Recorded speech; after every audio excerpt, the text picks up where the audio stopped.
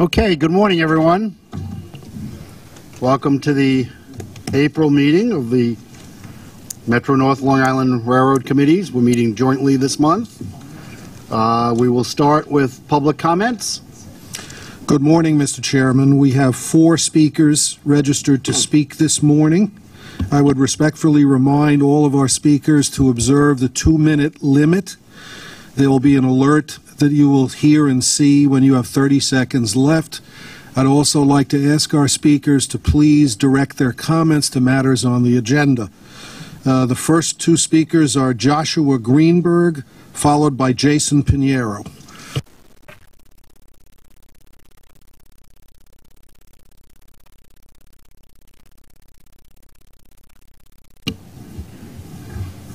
Morning. Good morning. Okay. Just a humble suggestion and a small request. My suggestion would be to formalize or standardize the application process for permits like photography and filming. I find the process rather opaque and obscure. My request to the board would be, I was denied a particular request for filming. I'm not here to mention names or call anyone out, so the reason that I was given is empirically and objectively invalid with all due respect. So I was wondering if there's a way that I could, and by the way, I give the gentleman I spoke to the benefit of the doubt. There could have been a gap in my description of what I'm trying to do. Maybe a miscommunication on my part. If there's, but the reason I'm here is because since then, he doesn't answer the phone, doesn't return my calls, doesn't answer my emails, and I'm just trying to do the right thing. So if there's a way that I could submit the information, an application for photography, for filming to the board members, I would appreciate that. Is there any way that's possible? Just send it in to us. We will make sure it gets to the right person. Okay, how do I submit it? You can submit it to me here. That's fine. You can do it by email or mail. Okay, so what's... Thank you. Okay, so how do I get the correct contact information? He'll, right there. All right, thank you. Thank you. The next speaker is Jason Pinheiro.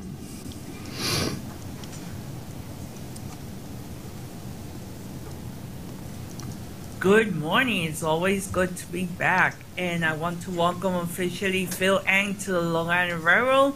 And I hope that the railroad regains its glory. And we want more improved service. One request will be when there's track work and there's sporting events like the Mets game at Citi Field or the U.S. Open at the Tennis Center in Queens, that the track work that will be done during those periods, it should be halted, because recently one of our beloved commuters from Long Island, he experienced an issue in Woodside regarding the temporary platforms that shouldn't be there in the first place when there are sporting events involved. And when you see a lot of commuters going to and from Woodside during sporting events. So my suggestion would be, if there's track work involved and it's at Woodside, please do it after sporting events, or if it's that day, it should be after midnight to avoid all the confusion and delays. So Phil, I hope that you will do a good job. And thanks everyone for letting me speak. Thank you very much. The next speaker is Orrin Getz, followed by Murray Bowden. First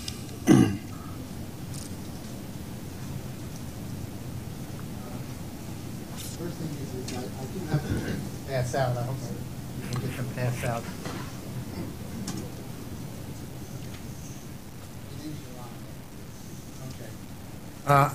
My name is Orrin Getz. I'm the Vice Chairman of the Metro North Rail Commuter Council.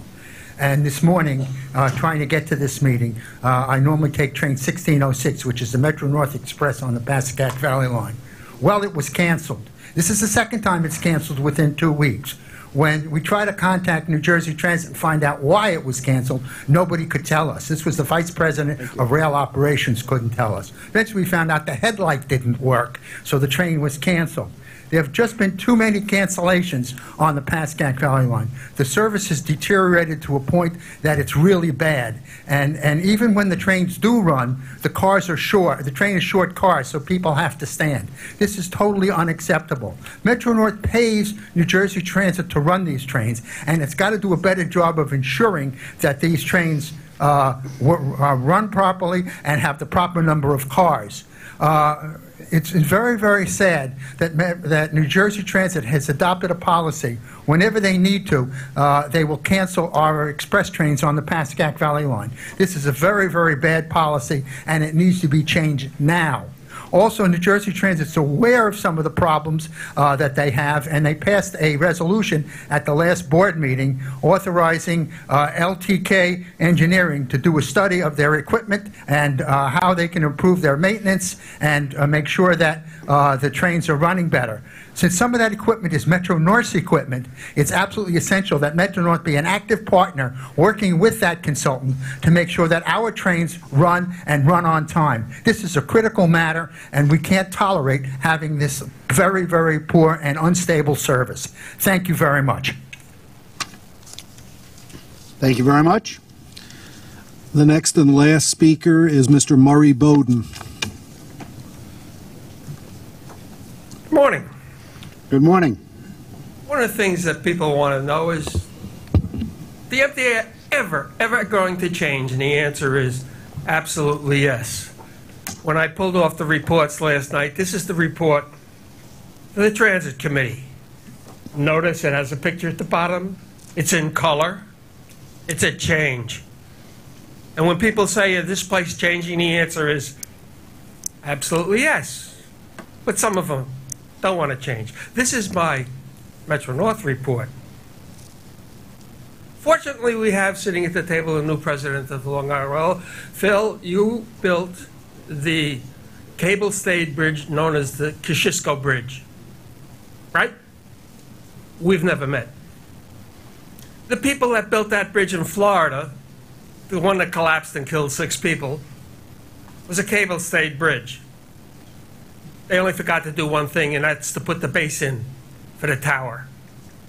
The bridge had to collapse, which proves that the consultants that you're using don't know what they're doing. And when I asked about the red box at Roaring Brook, which is illegal, you referred me to your consultants who said it's legal.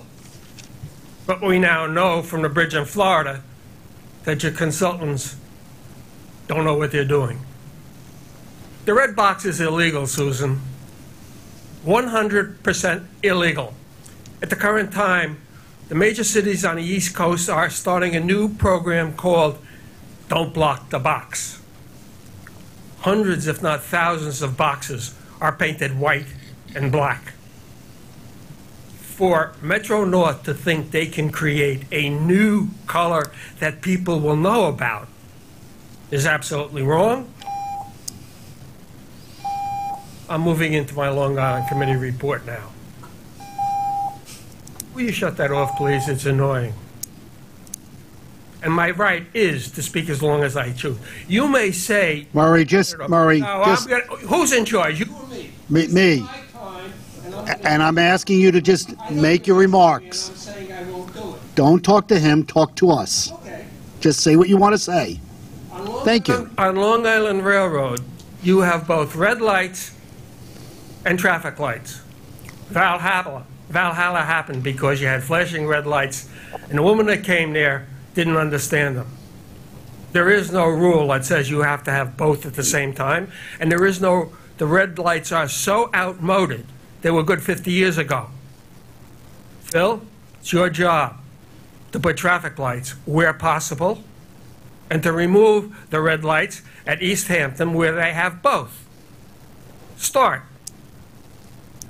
Doesn't have to be immediate, but you need to send a message that I'm paying attention, and it's absolutely confusing to have red lights, flashing red light, and traffic lights at the same point. Traffic lights are standard throughout the world. With a red light camera, you don't pass a red light. It is legal to pass flashing red lights, and people do it on a regular basis because you know you can't get a ticket for it. How come the clock isn't running? It's your department. I get 2 times. Oh. It's your job to tell him to give me the 2 minutes for yours. Are we finished? Yes, I'm finished. Thank you. I'll be here for 5 meetings today. I have no doubts. Thank you very much. Is that the end of the public comment period? That concludes our Thank public you very speakers. much. I have the approval of the minutes, the Long Island Railroad minutes of March 19th and the Metro North minutes of March 19th. Are there any changes to the minutes? If not, motion second. All in favor? Aye. Are there any changes to the Long Island or Metro North work plans? No changes? There are no changes. No changes? Okay. So then we will welcome the new president of the Long Island Railroad, Phil Lang, who I'm sure would much prefer to be doing other things than sitting here at the committee meeting today, which is one of his great responsibilities. But we welcome you to us and look forward to your report. Thank you. Well, thank you, Chairman Pally, and members of the committee and Long Island Railroad customers. Let me start by saying that I'm extremely honored and privileged to have this opportunity to lead the women and men of the Long Island Railroad.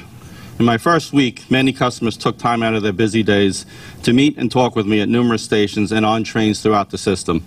I've heard firsthand from riders about their experiences and the improvements they want to see. There were few surprises. Our customers, more than anything else, want and deserve reliable service and timely communication that is meaningful, helpful, and allows them to make informed decisions. They have been telling us this for quite some time, and now we are creating a culture that puts our customers first. Each and every person that I met was willing to give us a chance to regain their confidence to make the nation's busiest commuter railroad into the nation's best commuter railroad. As a native Long Islander, a resident, and a railroad commuter, this is a responsibility that I do not take lightly. All of the Long Island Railroad staff are energized by this opportunity that we have in front of us. And I can promise you this, today is a new day for the Long Island Railroad. We are turning the page, we're closing the book on the past year. Lessons learned will aid us as we work together to write a new story, one in which the future of the Long Island Railroad is not only promising, but will rise to the expectations of the public that we serve. So how do we do that? Over the past week, I've reviewed the draft plans to improve the Long Island Railroad performance. While there are positive aspects to the plan as it seeks to prevent incidents, better respond to system failures, and improve communication, it needs to be more proactive. I've tasked Natasha Avanesians from MTA HQ to help with this effort. Natasha played a key role with the Transit Subway Action Plan and has now embedded herself with Long Island Railroad and staff in rewriting the plan to make our goals more aggressive, seeking accelerated timeframes, and pushing to ensure we use our resources where they are needed the most. Wherever we can increase efficiency and productivity, we're adjusting and doing it now. We will take necessary steps to earn our customers' trust back. I want to assure everyone that while we are reworking the plan, we are not waiting until it is fully developed. This is about completing critical work now during the optimal construction season. I know we've all been waiting for spring to arrive, but before we know it, it will be hurricane season, it will be fall, and it will be winter again. There's not a moment to spare. Our actions will demonstrate the sense of urgency we are instilling in everything we do. So, for example, last Friday, April 13th, we had a switch failure near Jamaica. Long Island Rail maintenance crews were able to adjust the rod and restore functionality of the switch. But this particular switch has failed before. It is old, it needs to be replaced. The proposed improvement plan did not include switch repairs as they were to be part of the capital program. We're not waiting for the switch to fail again. That switch replacement is being accelerated, and we're adding other critical switch repairs to the plan to be performed this year. It is no longer business as usual. We know that we need to move quickly. If we find a need, we'll make a prompt decision and we will get it done. And our communication improvements go both ways. We want our customers to know no matter how they contact us, whether through our website, on social media, or in person, their experiences are being read and listened to and are not being ignored or taken lightly. Feedback is being shared across all pertinent departments and action is being taken. Our customers should know that we are taking their recommendations seriously. Last week I spoke with a commuter at the Mineola station. Jay Doyle noted the importance of information and noted how we could assist our riders if we could announce any subway status on trains before reaching Jamaica, so commuters could adjust their plans, perhaps by getting off at Jamaica and transferring to an alternate western destination such as Atlantic Terminal or Hunters Point. So we adjusted our protocols within days. As of Friday, April 20th, train crews began providing customers with pertinent subway information before arriving to our western terminals. We've been conducting weekly operation meetings to review all major service disruptions and incidents that affect our riders. As of this week, these meetings will now incorporate and review how we communicated with customers during those incidents. We will review every tweet, every notification, every announcement made, what frequency for accuracy and consistency. On Tuesday, April 17th, Amtrak had a switch defect affecting our customers' morning commute. While we immediately tweeted out that service diversions would result, a customer tweeted back that it fell short as it did not include information on which trains were actually being affected. We had that information, so we made a decision and tweeted out the revised schedule immediately. Here's what the customer wrote. I thought this morning's communication regarding the delays in and out of Penn were far better than usual. In particular, I appreciated that there was a schedule posted early indicating which trains would be canceled, diverted, or affected. It was a step in the right direction instead of the usual pretend this never happened before, leave everyone confused, and figure out it on the fly. He concludes, hopefully this will continue. Triple exclamation point. It will. On Wednesday, April 18th, we encountered a rail defect on the Port Jefferson branch requiring emergency repairs, which meant we'd have to bus customers while those repairs were made during the off-peak daytime. Initially, we proposed to customers to bus customers between Huntington and Port Jefferson in both directions. I knew we needed to do better, and we decided to extend train service further to Smithtown Station. We lessened the time and the distance our customers would have to travel in buses to reach their destinations. That's the way we will think moving forward. We will challenge ourselves to understand the impacts to the customer, and in every case of disruption, strive to not only communicate better, but to ensure we look to lessen those impacts.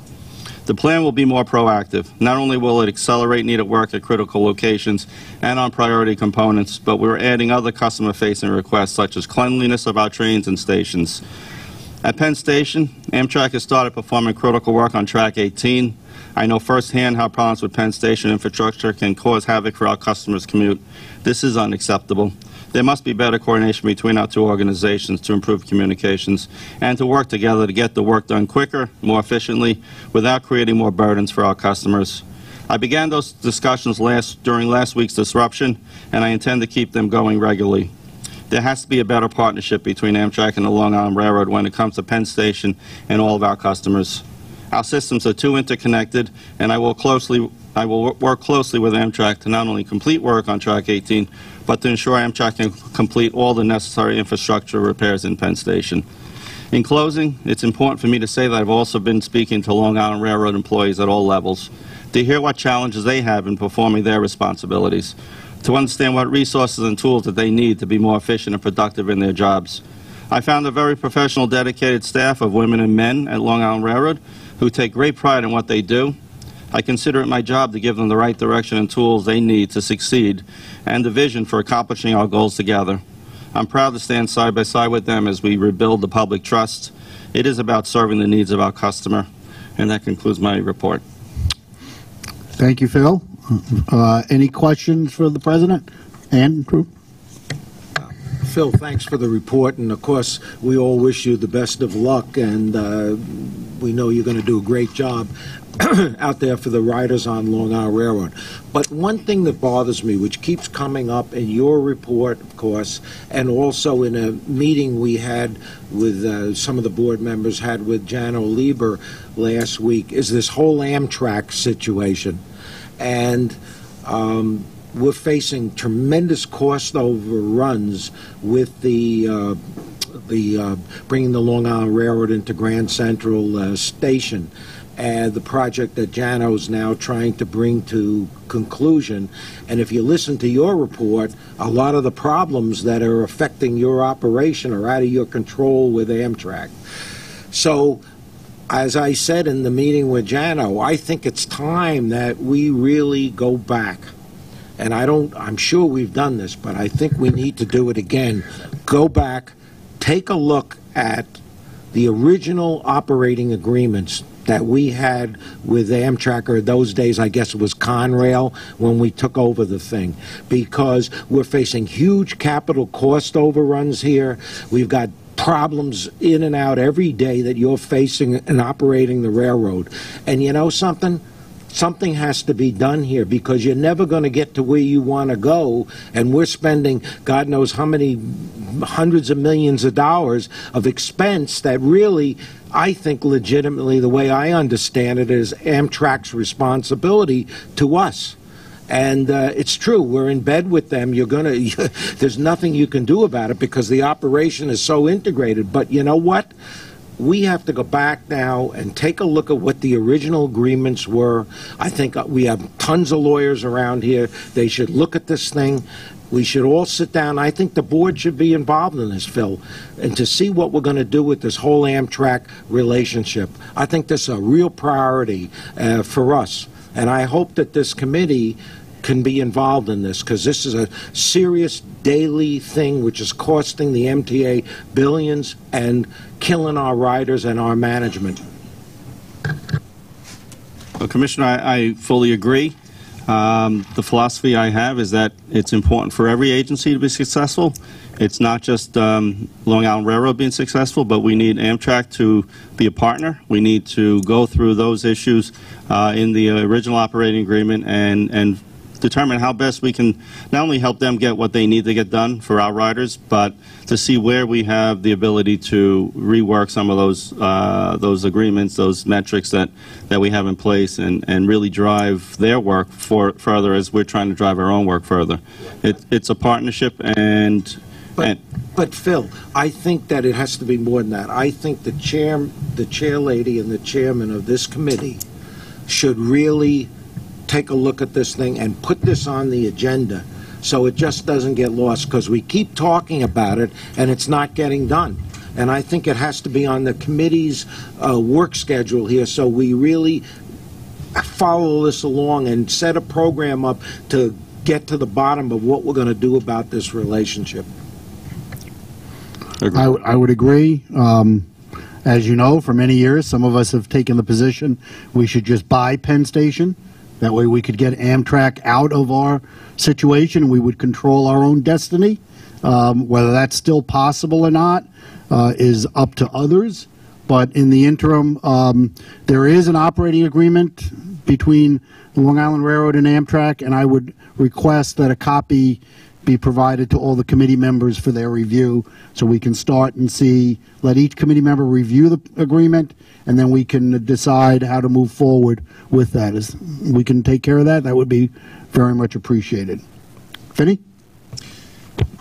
I just want to first congratulate you, Phil, and wish you all the best of luck. I want to commend you on making it a priority to get out into the system and visit with our customers, and certainly personally, you reaching out to the employees in our system and getting to meet them and know them is welcomed. I just would like to encourage you to continue to do that. I think you have a tremendous amount that you can learn from the people on the front lines, and we're here to help you. We're here to support you. That continued dialogue and relationship, I think, will be a tremendous improvement to how we move forward on projects and service and scheduling, as long as we can keep that communication going between the workforce and management. Well, thank you, Commissioner. I think for those of who have worked with me before in the past will know that that is my best way to understand the situation, my best way to help solve the problems. I have always made it a point to speak with staff at all levels, and I've made sure that folks know that this is to be a positive communication. This is not one to find fault, but is to find solutions. So, thank you.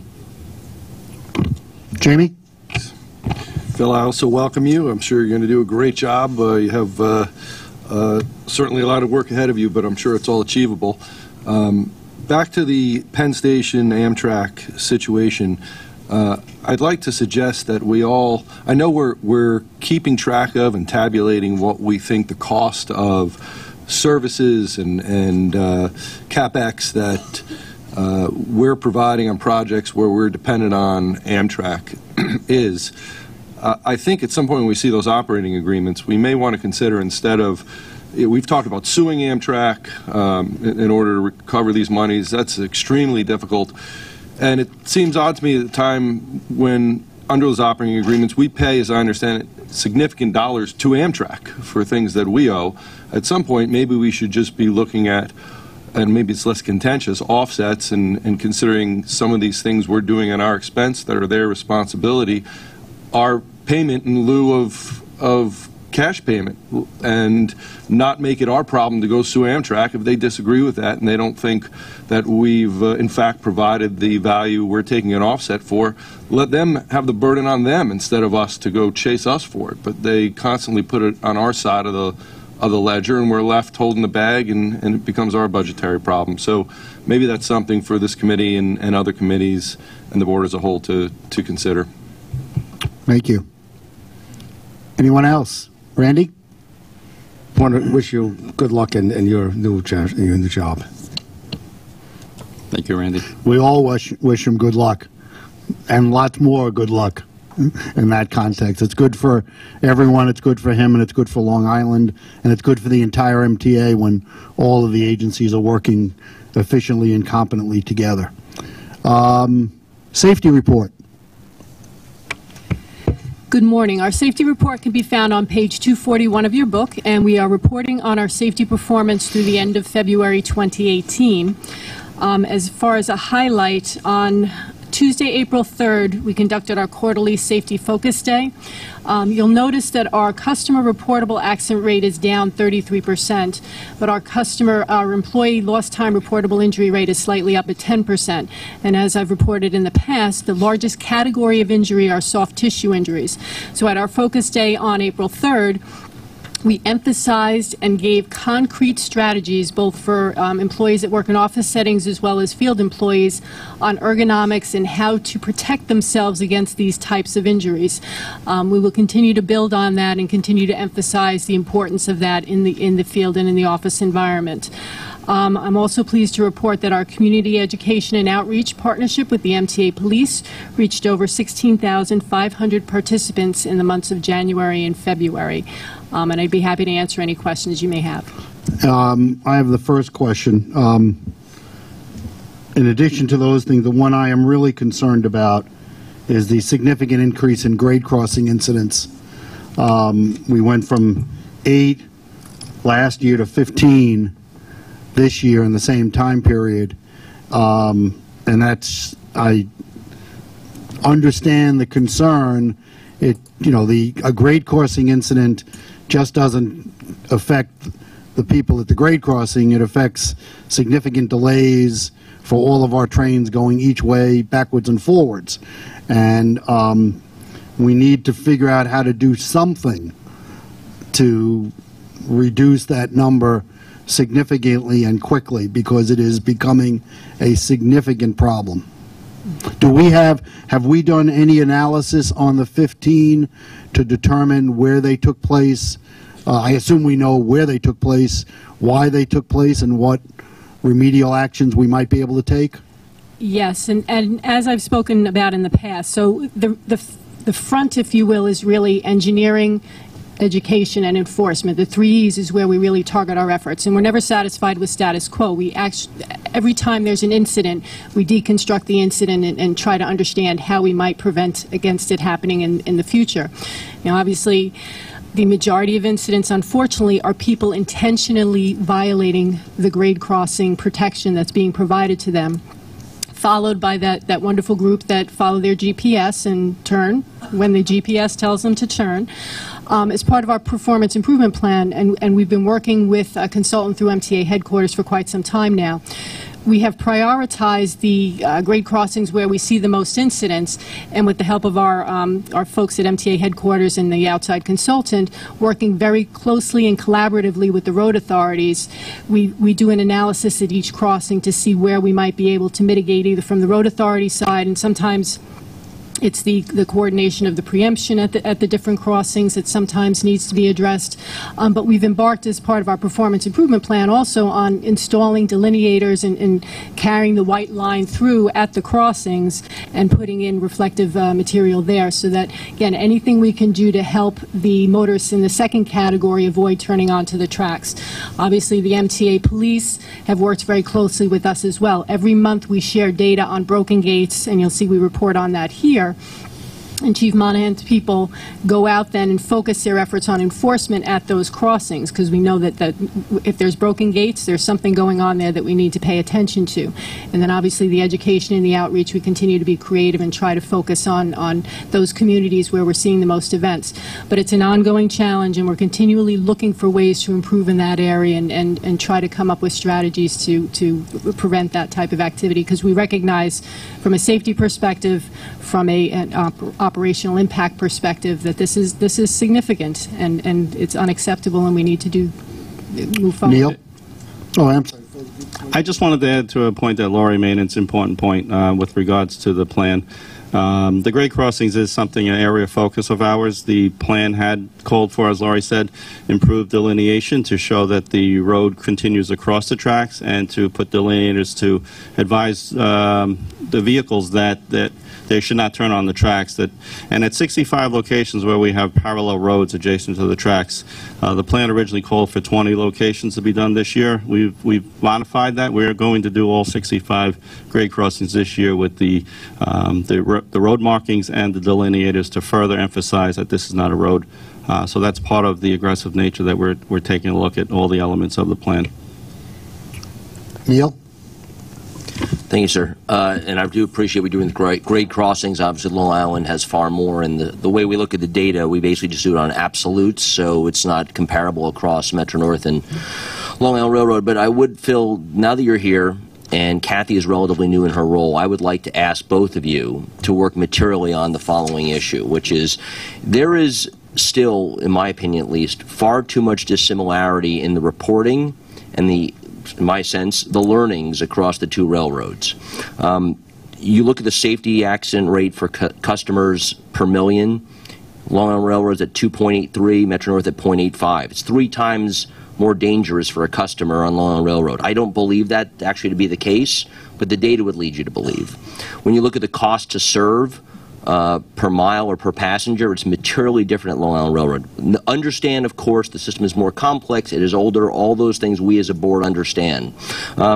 But even maintenance issues and mean distance to failure, I would very much like you two to work to figure out, A, how we find more commonality in the reporting, even the way we do the chapters in here.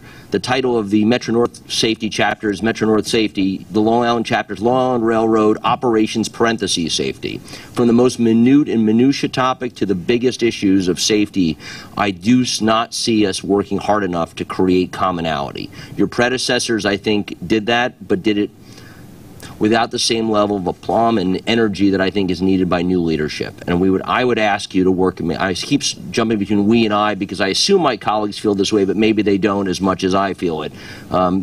Enough head nodding leads me to believe that we is the appropriate pronoun.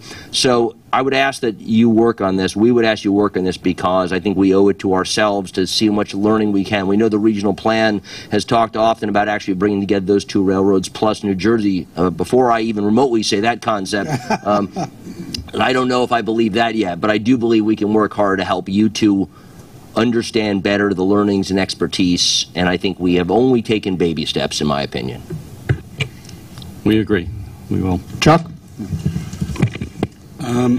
I've heard the plan to put delineators in, but I haven't heard 2 things. I am not a great fan of cameras, and everyone knows that. But it seems to me that at least at every one of the crossings where there has been an incident in the past year or so, a camera should be installed if it isn't already installed. And if the local community will not prosecute the violator, much as we have those red light cameras in the city of New York and elsewhere, then we might do exactly what the city of New York has done for many years and list publicly the dirty dozen kamikaze pilots who decide they're going to go around and under and through the gates. It's not their own lives that I'm interested in. If they are prepared to take their lives in their hands and do damn fool things, it's regrettable, but it's their decision. It's the problem of others. And if you will remember Valhalla, it is the problem and the death of others and problems that have to be dealt with. And I strongly recommend, as the highest possible priority in this area, that at each and every grade crossing in the system in Long Island Railroad and Metro North, cameras be installed and that appropriate action be taken against those who persist in violating the law and taking risks that are not appropriate. Randy? Yeah, are there numbers on the number, how many summonses are given for grade crossing violations across both railroads? Chief? There are, and I can go through them right now. The grade crossing summonses actually compile different types of summonses. We have crossing violations. We have the vicinity of the crossings. And let me get that right now. Metro North. The work that we do at crossings involve details. That's actually observations of the crossings themselves. 128 for the month. Pamphlets, we've given out 30 in the Metro North region. Summonses, 31 for grade crossing violations, and in the vicinity of crossings, non-grade, 53. And we gave 5 warnings out in Metro North. Long Island Railroad, we've had 106 details, and that included 1,101 pamphlets given out. Grade crossing summonses, we gave out 29 at crossings for violations of the gate, and non-grade in the vicinity, 87 summonses. 48 warnings for a total of 1,371 different contacts. Right. Thank you. Is it something that we would like to have in the report here? It is. The chief does it in his report every month. Oh, okay. Right.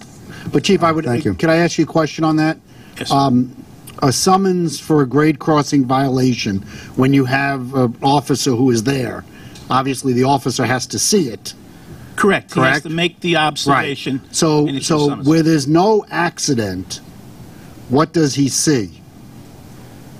Does he see somebody go around the gate twice? More than likely, he's observing a vehicle going around the down gate, or which is also a problem, stopped on an open gate, but in in traffic, and so stopped on the track. And that's a big problem. So stopping on the tracks, bumper to bumper, is a violation that we issue. Okay. Thank you. Norman? Yeah, I realize you don't necessarily have control of all the things you'd like to have control of, but it occurs to me that the financial weight, the economic weight of each one of these incidents falls entirely on the railroad, and the automobile insurance companies have no obligation at all to pay for the damage the performance of their operators has performed. There's too many performances in that sentence. But nonetheless, and I know, like I said, I know you don't have control over that sort of insurance law. I would like to see an accounting for how much the railroads have spent on incidents that were not of our making. I mean, with regard to grade crossing incidents. Yeah, and sometimes it's very difficult to calculate. There was one on New Hyde Park Road where, I believe years ago, where a state senator's son drove around the gate, the massive cars, and through the gate, and it was a horrible wreck. Killed 7 people or something. It was a horrible circumstance. But there were so many. I mean, you can really calculate the layers of changes that forced on the railroad the act of one idiot driver. Well, we have talked in the past about the issue of litigation against drivers who go around the gates and cause property or life damage, have we not? We've talked about that. Is there could you give us to some degree a status report on, not necessarily today, but at some point, on the outcome of that litigation over the years and what we may end up with, or what happens in these regards? Because the issue of going around the gates, and while I tremendously appreciate the chief's officers giving them a ticket, it is a ticket. It's not a misdemeanor, it's not a felony, even though it could lead to significant life and property damage, and notwithstanding that leads to delays of our commuters no matter what happens in that regard. We can do that, and we do go after drivers, we go after their insurance companies. Sometimes it's a matter of the limits that they have, but I think between myself and Mark, we can provide you information. We absolutely do pursue that, and we can put together a report. That would be very helpful in that regard, because I think people need to understand that it's more than just, and I'm not sure what I assume it's a traffic infraction, Chief? So I'm not sure what the penalty is, but whatever that penalty is, we all realize it's much too small in relation to the damage, either physical damage or time damage done to everyone else in that regard. Chuck, you had something else you wanted to add? Go ahead. With respect, I am reminded of a comment made by Murray Bowden a few moments ago. It's time to think outside the box. It's called reckless endangerment. Yeah. That's exactly what these cowboys are doing. They're engaged in reckless endangerment, a state crime under the penal law. Look at it, counsel. Look at it. Enforce it. Jamie? Chief, do you have a good morning? Do you have a sense, or does anybody have a recollection, some of these incursions where they've gone around the gate and then we've had an actual accident? Is it the case that they go around the gate, now the gate on the other side closes, they stop on the tracks because they don't know what to do now, because they're in between the gates, the gate on the other side? Has that been the case in some of these? Well, yeah, that has been the case in certain instances. I've been on most of them on Long Island. That's just one part of it. There are other components to getting hit. Certainly going around the gate, getting stuck between the gates, and that goes back to backing up into traffic. I just sit here and wonder, and I suspected that was the case. I mean, they don't know what to do when, I mean, as incredible as it is that they go around the gate and they get stuck in between the gates now. The traffic is backed up. They have nowhere to go behind them, right? And so they literally sit there and potentially get hit, or get hit by their car, hit by a train, instead of go through the other gate because they're afraid to break that other gate, right? It'd be hard to say if they're afraid to break the gate. The gates do break away. We've had several where people have simply gotten out of the vehicle and left it there. And left it there. Right. So I almost wonder, does it make sense on the backside of the gate to give an indication if stuck between gates, the breakaway gate? The vast majority of our crossings, and all of them at Metro North, I don't know about Long Island, you do not have a gate on the other side. You only don't have a gate. Okay. You only have the gates on the entrance sides. Okay. So the exit is open. Oh, so they just freeze up. Okay. Assuming they have someplace to go. Right. Well, I think they think it's an easier move to make. Let me just go around this and snake my way around that, and it's not always as, unfortunately, as easy as they think it could. Okay. Right. Thank you. Okay. Thank you all for the very interesting discussion. We'll look forward to the information forthcoming. to try to help solve the problem.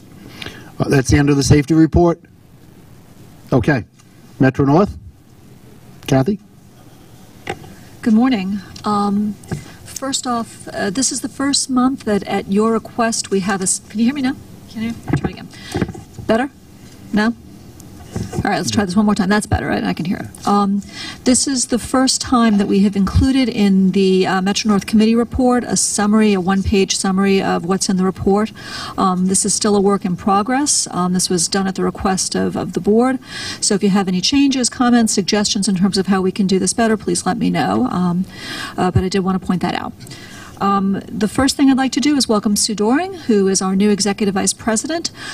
Sue has a long and illustrious career at the railroad. She was actually a member of the MTA Future Managers Program back in the late 80s, and since that time was an assistant conductor, a locomotive engineer, a district superintendent, a line superintendent, deputy chief of operations, and since 2013 has been the Vice President of Customer Service and Stations.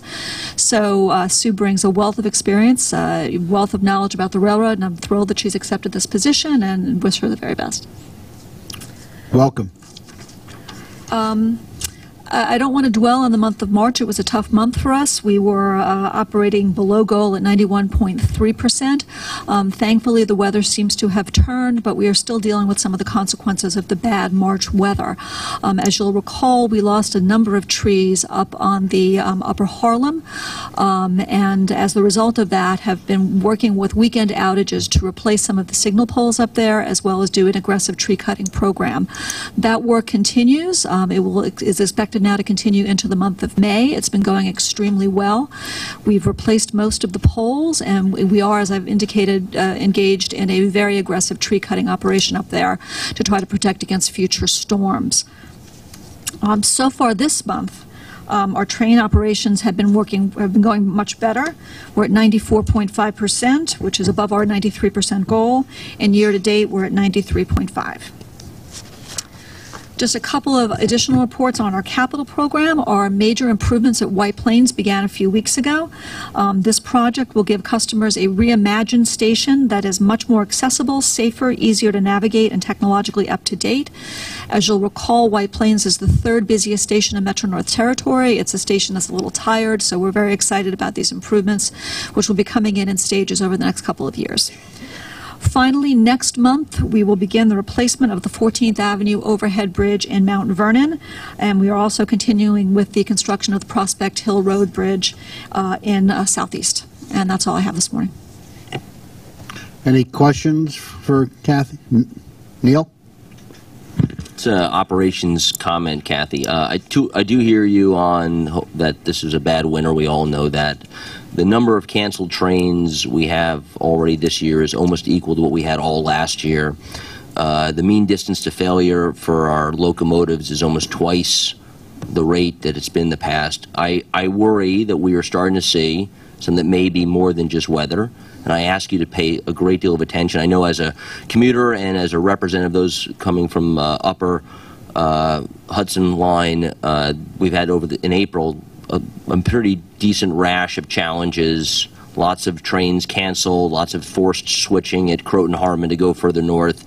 And that may be due to lingering effects, or it may be something more systemic that you have to look at with our locomotives. And I'm just raising this now as a canary in the coal mine. I am one of the few board members here who is a near daily commuter, so I ride the rails, and part of my job, the reason why they give me this pass is so I can actually be observant as to what's happening. And so I give that to you as feedback that myself and my colleagues who ride the rails are starting to see something, and I want to make sure we get in front of it. Especially early in your tenure, I want to make sure we don't have a return to more challenging times. No, I mean, I can let John speak to that, but there are two things that I do want to say. Number one, in the next month or so, we will be actually bringing to this board the ratification of adding some money to the tree cutting contract, because I think this storm and the series of storms that we saw in the month of March revealed that we need to be a bit more aggressive in terms of our efforts, especially on the Upper Harlem. So you will be seeing a ratification, because I did, on an emergency basis, add some money to the tree cutting contract. So that's number one. Number two, and it's part of sort of the conversation about of the current capital program, we agree with you that our locomotives are not as reliable as they need to be. So we have actually shifted our priorities in terms of fleet replacement to actually go out, and we'll be issuing an RFP later this year for locomotive replacement, because we agree with you that our locomotives are the most vulnerable part of our fleet right now, and that's something that we're focused on. Go right ahead, sir. Thank you. We always prefer preventative maintenance over emergencies, like the medical profession, so that's good by us. And I would say I made this note before, so I'm lobbing something in, sir, for the next capital plan for us to. Okay, good. You saw me turn my peripheral vision works. I do think we should be considering, and my colleague Jamie Vidiello will probably agree with me, that we need to start thinking about electrifying the upper Hudson line, albeit all the concerns about the environment and sea levels potentially rising. I do think we need to have that capability to go up to Poughkeepsie via electric. So I just want to put that as a note again out there. Anyone else with questions? If not, safety report. Good morning. The Metro North Safety Report can be found on pages 44 and 45 of your book. The customer accident rate is nearly 26% lower than the previous 12-month average. The employee lost time injury rate is also down slightly during the period. There were no grade crossing incidents or FRA reportable mainline derailments or collisions in the month. Our community and outreach program tracks reached more than 8,000 individuals in February. And lastly, Metro North has recently published and is distributing to all employees a new safety rulebook. That concludes the report.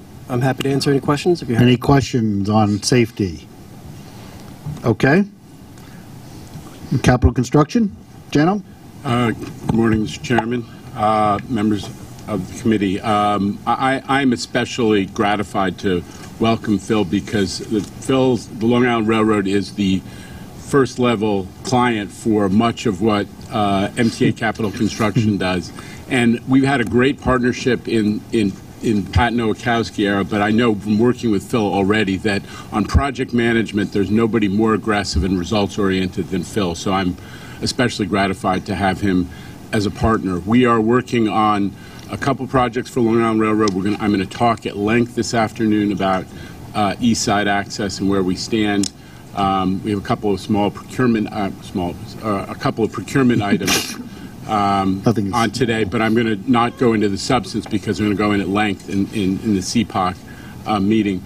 But on third track, I just want to also make sure the board, the committee's aware that grade crossing elimination is one of the principal benefits of that third track project that you approved at the end of last year. 7 grade crossings will be eliminated, some of the most heavily trafficked grade crossings, which do have chronic problems with the issue that you have been talking about this morning. So that is one of the benefits. That project's moving along.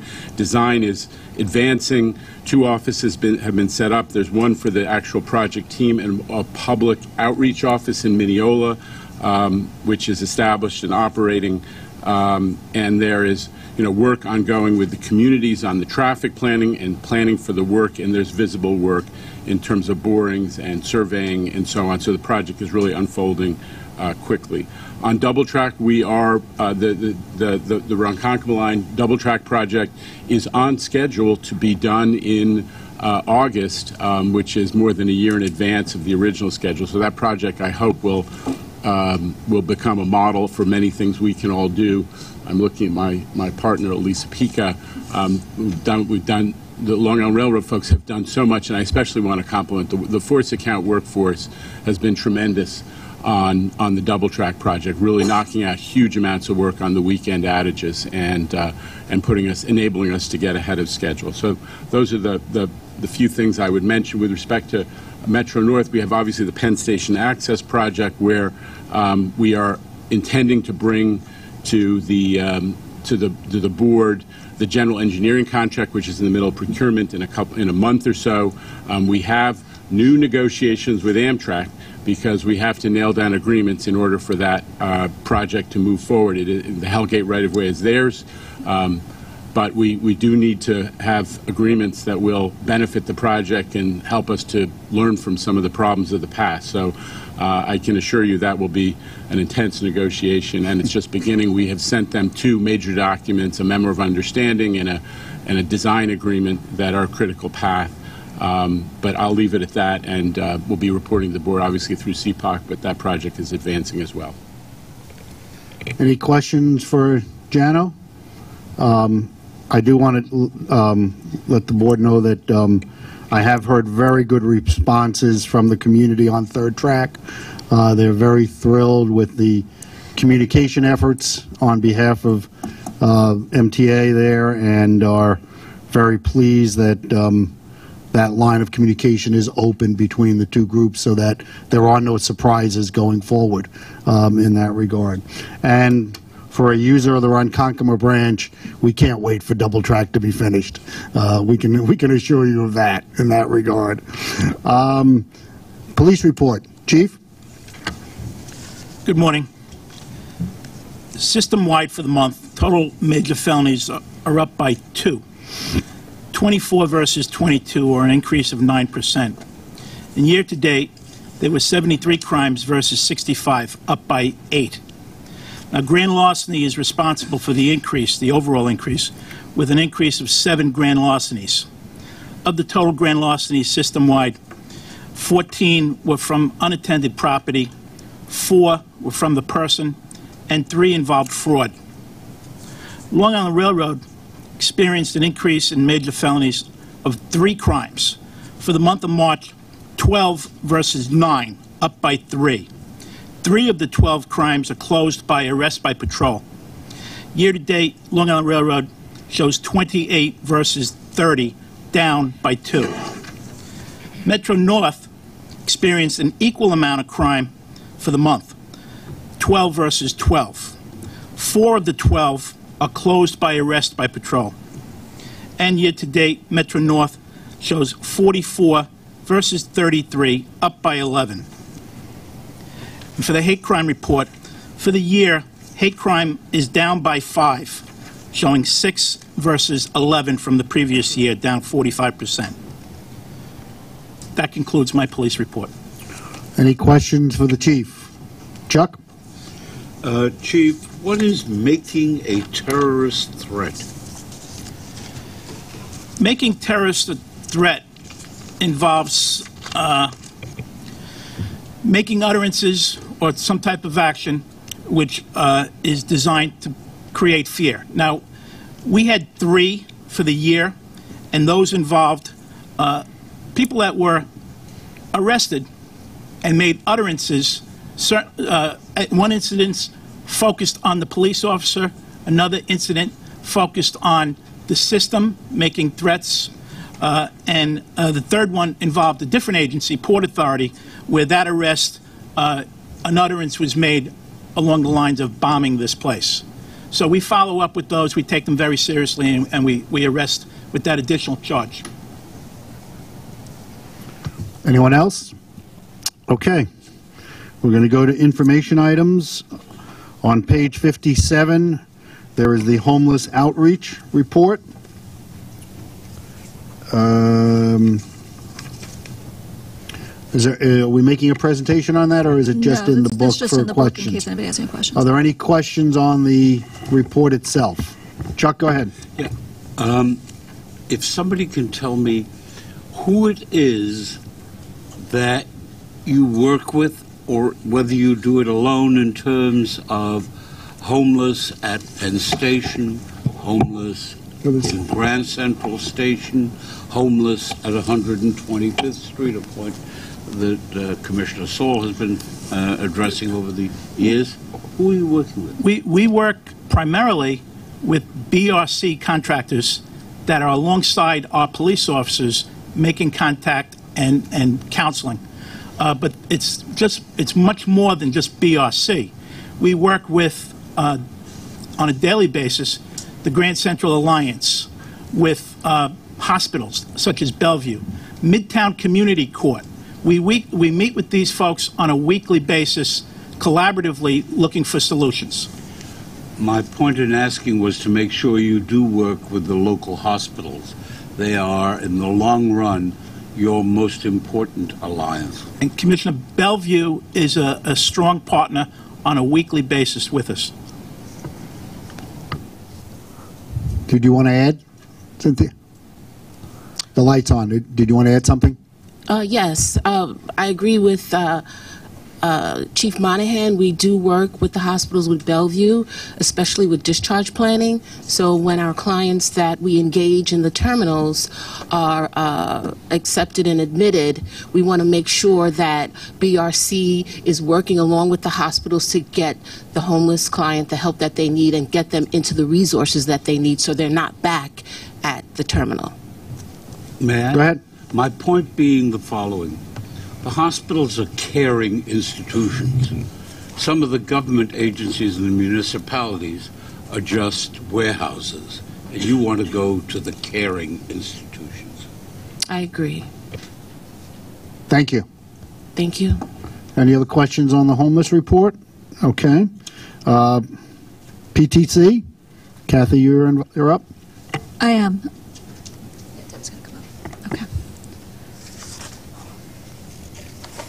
So this is going to be a bit of a team effort. I'm going to sort of lay the groundwork and then kick it over to the technical people as we go along. We've been, since the beginning of this year, reporting on PTC progress on a monthly basis, and then at joint committee meetings actually delivering this presentation in person. And I think this transparency has been very helpful for the committee and the board because you get a sense of the challenges but also the progress. So I think, you know, the nature of true transparency is that I don't only get to talk about the progress, I get to talk about the setbacks. So we're going to talk about a little of both today, and I think this first slide is the summary slide, and I think it's got some important information on it. Long Island Railroad's testing is a bit ahead of Metro North's, and during Long Island Railroad integrated system testing, certain critical safety defects were discovered. We are still working through the fix for those safety defects with our contractor, which is a consortium of Bombardier and Siemens. But at this point, we estimate that the resolution of these critical safety defects are adding approximately 2 months to our interim milestones. So at this point, we estimate that our RSD application, and this is for both railroads, has shifted back to August of 2018. The one thing that I will say, and this is the third bullet on the first slide, is that we still expect to be fully compliant with all federal requirements by the end of this year. But the slippage of these interim milestones has made it significantly more risky for us to actually have all lines in service by the end of this year. So before going further in the presentation, because I think it's important, I want to talk about what that third bullet means, the compliance with all federal requirements. I think our committee is pretty well aware of that, but I think a reminder is important. Unlike 2015, when we sought an extension of the PTC deadline, the statute and regulations actually provides for 4 very critical interim milestones. Those interim milestones are actually on the dashboard on the very following page. So it's acquisition of radio spectrum, installation of PTC hardware, PTC relevant employees being changed, and a line being in RSD, which stands for Revenue Service Demonstration.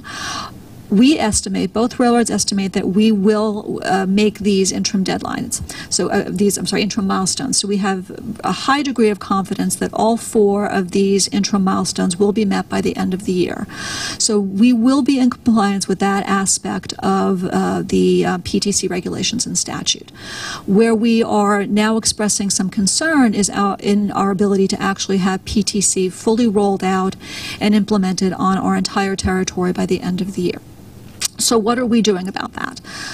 We are working very closely with our system integrator to try to improve the schedule. We've had a number of phone calls with them since this slippage was disclosed to us about 10 days ago. They are proposing some ways of trying to claw back some of this 2-month slippage. It's an ongoing dialogue with them in terms of what they've proposed. The one thing that we do not want to do is place compliance in jeopardy. That is not acceptable. So we we do not want to accept any additional scheduling risk that would actually make it more risky for us to be an RSD by the end of the year. That is not acceptable. So that's an ongoing dialogue with them. We will obviously continue to report to you on that because that's important. We are meeting with them, as I indicated, regularly to try to get a solution to the problems and to try to get back on track in terms of our schedule. We have enlisted the assistance of David Zahorsky, who works for JANO. David has extensive experience. He has worked for Alstom, who is a major PTC provider, as well as Siemens, and he is assisting us in terms of giving us advice as far as the schedule and how we might be able to improve our deliverables and improve upon the schedule that's currently out there. Mark, can you go back to the earlier slide, please? So percentage of completion, which is the next box there. Long Island Railroad is 69% complete, Metro North is roughly the same, and our budget is unchanged. So given that there's a fair amount of news sort of embedded in this first slide, maybe it makes sense to actually open it up to questions now before I get into the meat of the rest of the presentation. Questions from the board on these items? Susan? Kathy, would you explain what level of safety we presently have and expect to have this year? Sure. So one of the things we've talked about a little bit at these committee meetings is the fact that both railroads have automatic train control. So following Spite and Dival, I think specifically with respect to the risk of overspeed derailments, one of the things that both railroads did was locate critical curves and on the Metro North system movable bridges where there was a shift in speed and try to alleviate those changes in speed so that we would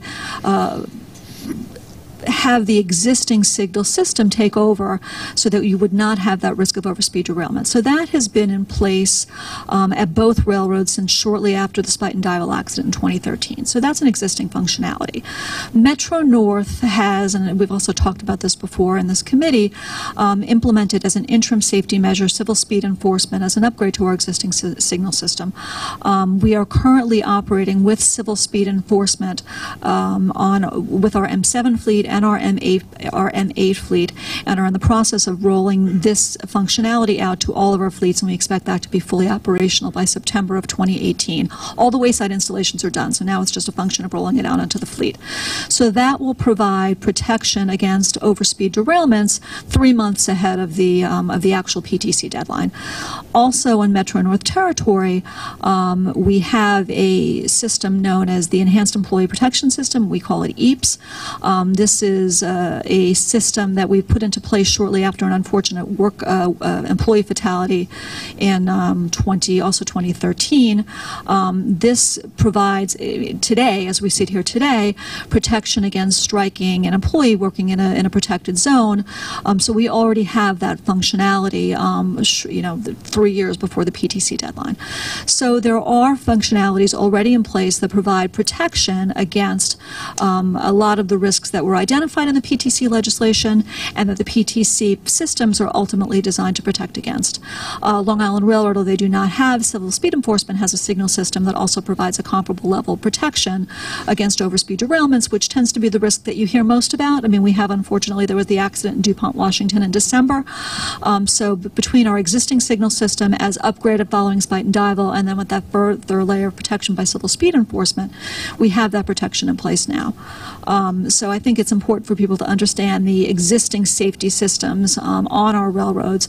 Our railroads are safe. We welcome PTC. We're working aggressively to install it because it will provide that additional layer of protection. But there are protections already in place that give added safety and protect against and mitigate some of the risks that were embodied in the PTC legislation. So thank you for that question. Any other questions? Randy? This number does not include the west of Hudson. This is strictly east of Hudson. Yeah, this is strictly east of Hudson. West of Hudson is own separate animal. Yeah, that's its own. But we do. Pascack Valley is in the New Jersey Transit IP. We have been reporting on Port Jervis, and essentially we're in the same place on Port Jervis. As you know, we're installing a signal system there. And PTC will be an overlay on that system. But we've had communications with New Jersey Transit, and we fully expect that we will be getting the hardware necessary to be compliant on the Port Jervis as well. Okay, so next slide. So these are the milestones that I mentioned earlier. These are the 4 milestones that are in the PTC regulations and statute, compliance with which is essential to be fully satisfying the PTC statute by the end of the year. The radio spectrum we've acquired, both railroads have acquired, though we will be coming back to this board to acquire additional spectrum just as a buffer. We do anticipate, because we're in a fairly congested environment, that there may be some interference. So we're trying to mitigate against that interference by procuring some additional spectrum. So you will be seeing that procurement at some point later this year. Installation of hardware, both on the wayside. Can you back up for a second, Mark, please? Both on the wayside and on board is proceeding very well. We're both at roughly 81%. Employees trained, we're a bit ahead of Long Island, but again, making very good progress. The 4th circle is a little bit complicated, but it shows our progress towards the actual commencement of RSD.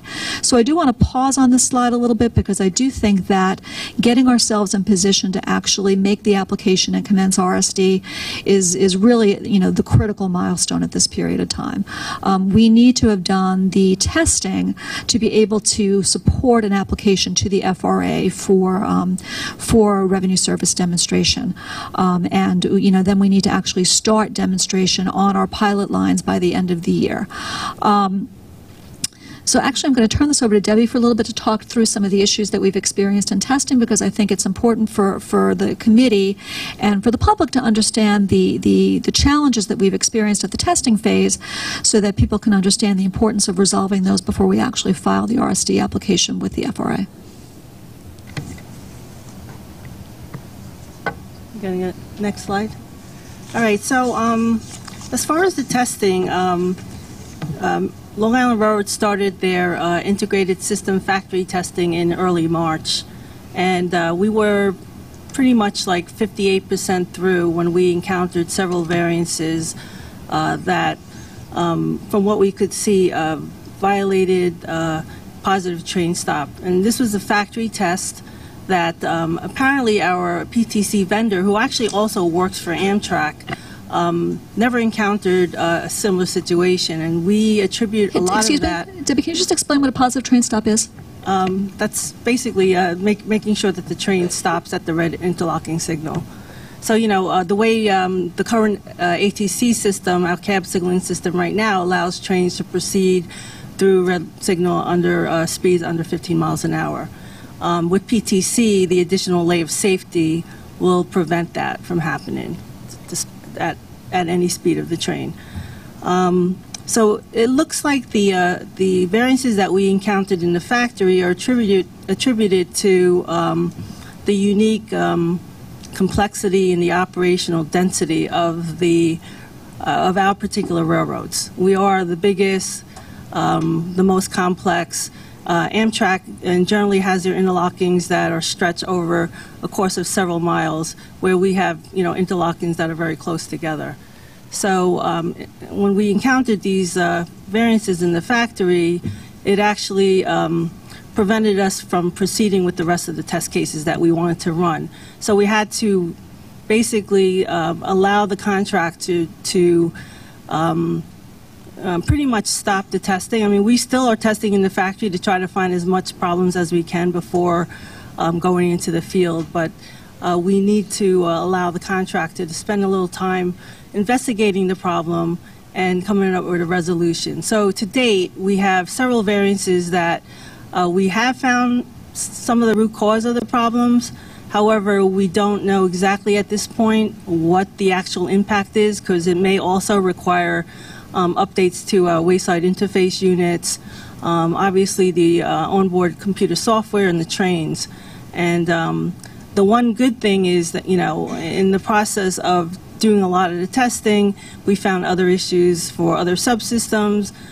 7 of the variances that I reported last month for the office subsystem are apparently resolved. I have a test team there this week. We're actually going to retest those same 7 variances to make sure that they actually are fixed, and hopefully we'll be able to close them this month.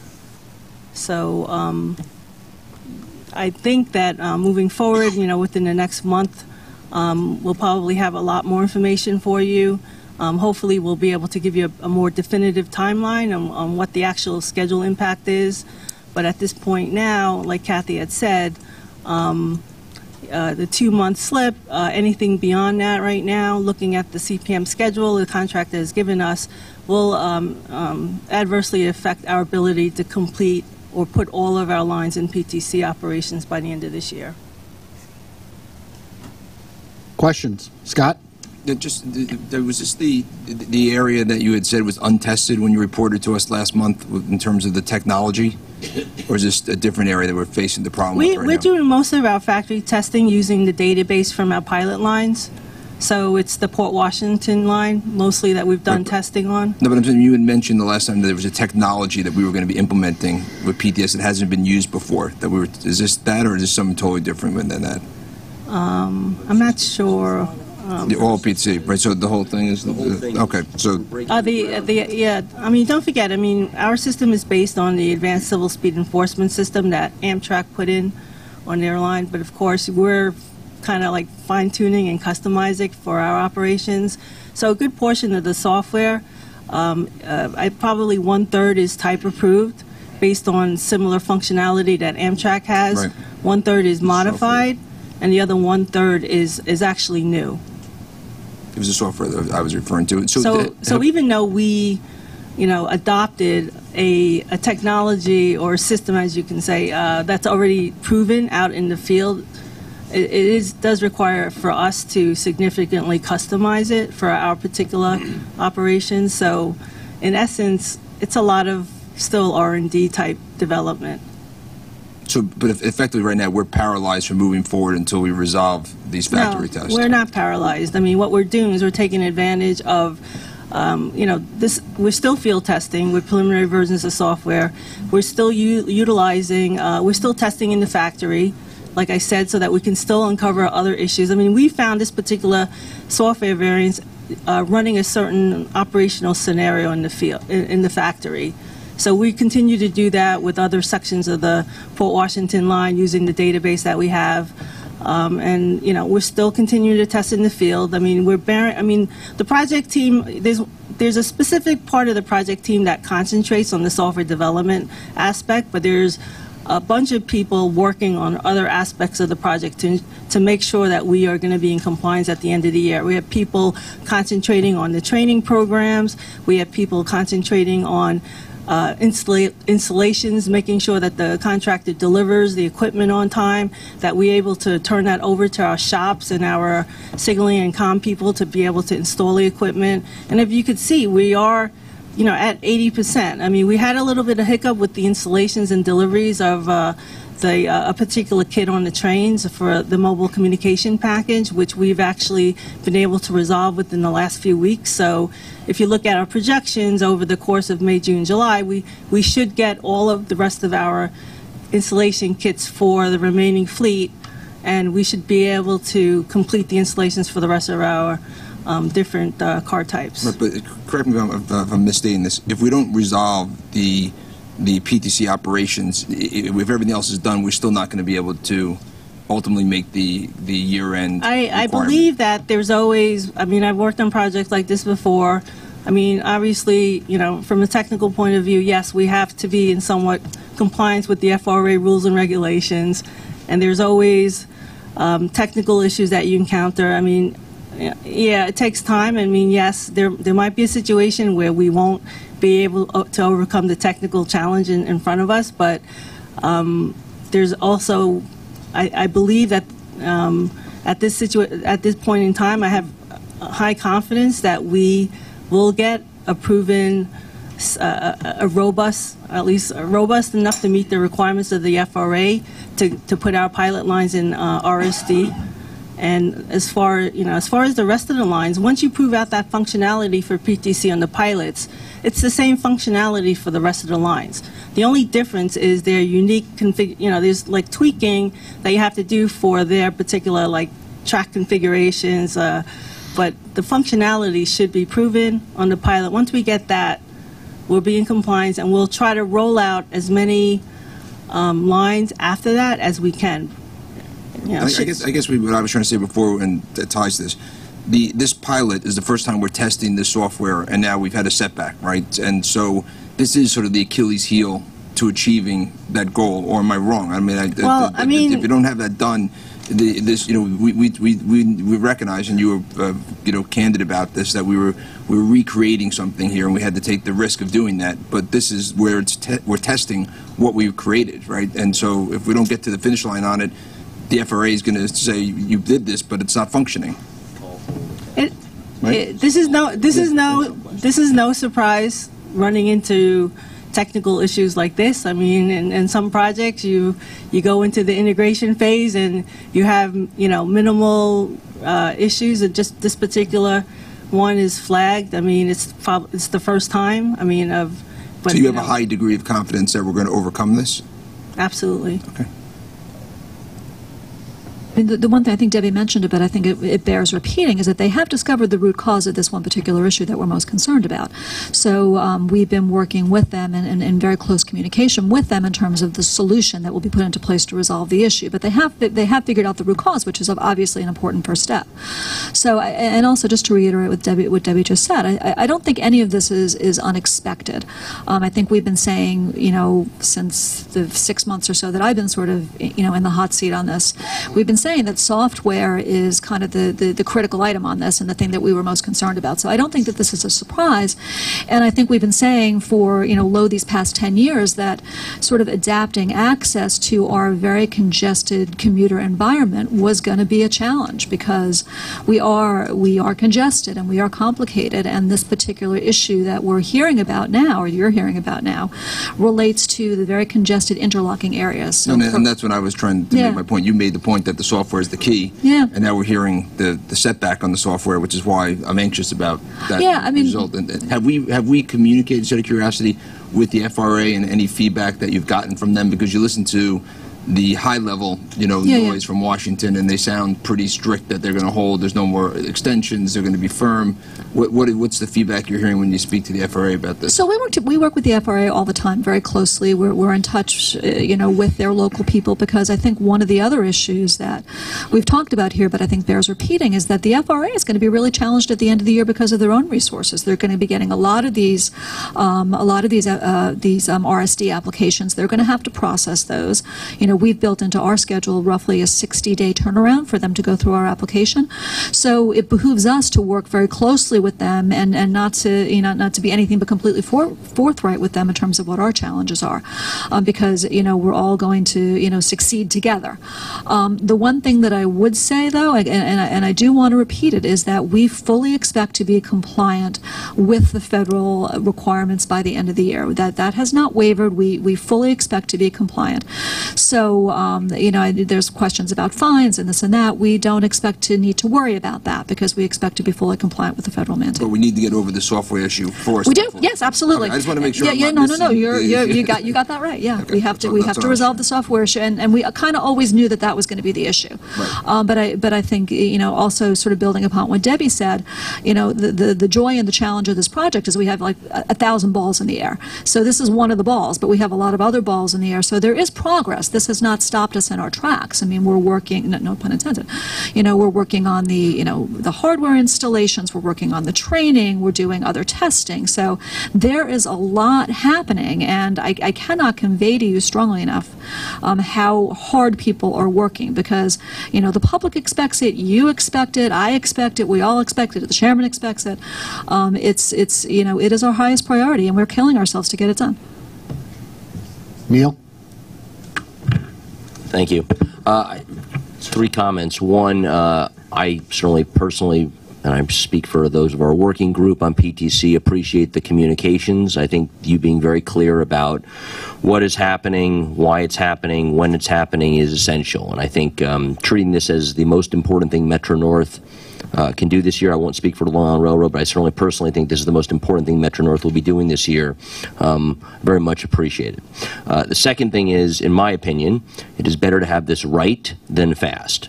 Right than fast. A non-functioning system is not worthwhile. It's a waste of money and time, and ultimately will not serve the needs of the riders. So let's get it right, not fast. I personally am less worried about the FRA and federal regulations than I am about getting a system that works for the riders and for those employees who are dependent on a safe working environment. The third thing is we will continue to demand your vigilance. Having these conversations both in this public forum as well as private conversations where we can get interim updates is essential. Very much appreciate Debbie and Kathy, what you've been doing, and Ronnie as well, because this is essential for us. And again, this is the #1 thing I care about in 2018.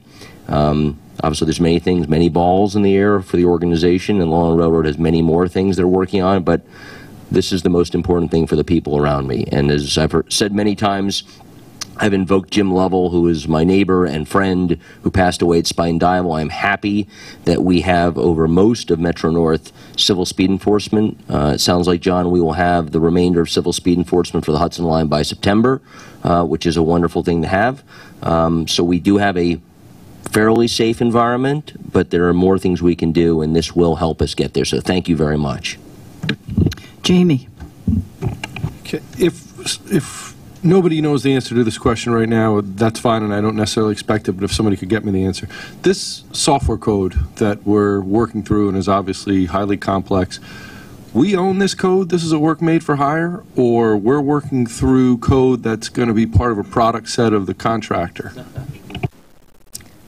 Do you know the answer to that question? We started off with legacy software. Like I said, the vendor had done this same PTC work for Amtrak, but it's being customized for our operations. So I believe that the source code is ours. I mean, obviously it's being developed for us. So can you find out for me and for the board, where does the repository of that source code actually sit, and who has control of it? And if it's the vendor, what are our rights to keep it in escrow or somewhere that we can get to it if something happens to that vendor, or if we want to part ways with that vendor? Yeah. Rich, I think I can address. Jamie, Rich can address this. Yeah, I can address this and provide more information. We have this under a broad license. We have escrow rights, so we can provide you that information. Okay, thanks, Rich. Any other questions? Any other part of the report? Oh, Andrew. Go ahead, Andrew. You know, the question is, when you get into this thing, why did we have to customize this thing? Because in my experience with these things, if we would have accepted the package that the contractor had, the software contractor had, the problem gets into when we start doing all this customization. How necessary and why was the customization so necessary?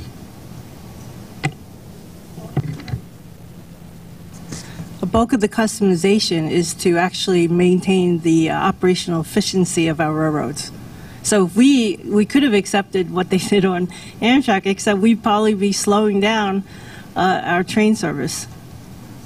So it's for a lot of it is for operational efficiency. If I could just add to what Debbie stated, the original access system that Amtrak implemented back in around 2000 on a northeast corridor for Acela was not designed for operating in our high-density environment here in the area.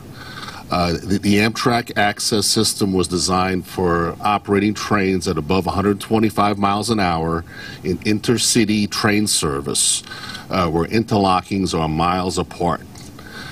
These are not changes or tweaks we're doing to the software to enhance something. The Amtrak Access 1 system would not work in our dense operating environment, and that's why we had the challenges of developing Spectrum, developing a communications manager, and developing custom code that to date did not exist for the Amtrak operation. And then just a quick comment on Commissioner Reckler's question earlier about risks in the FRA.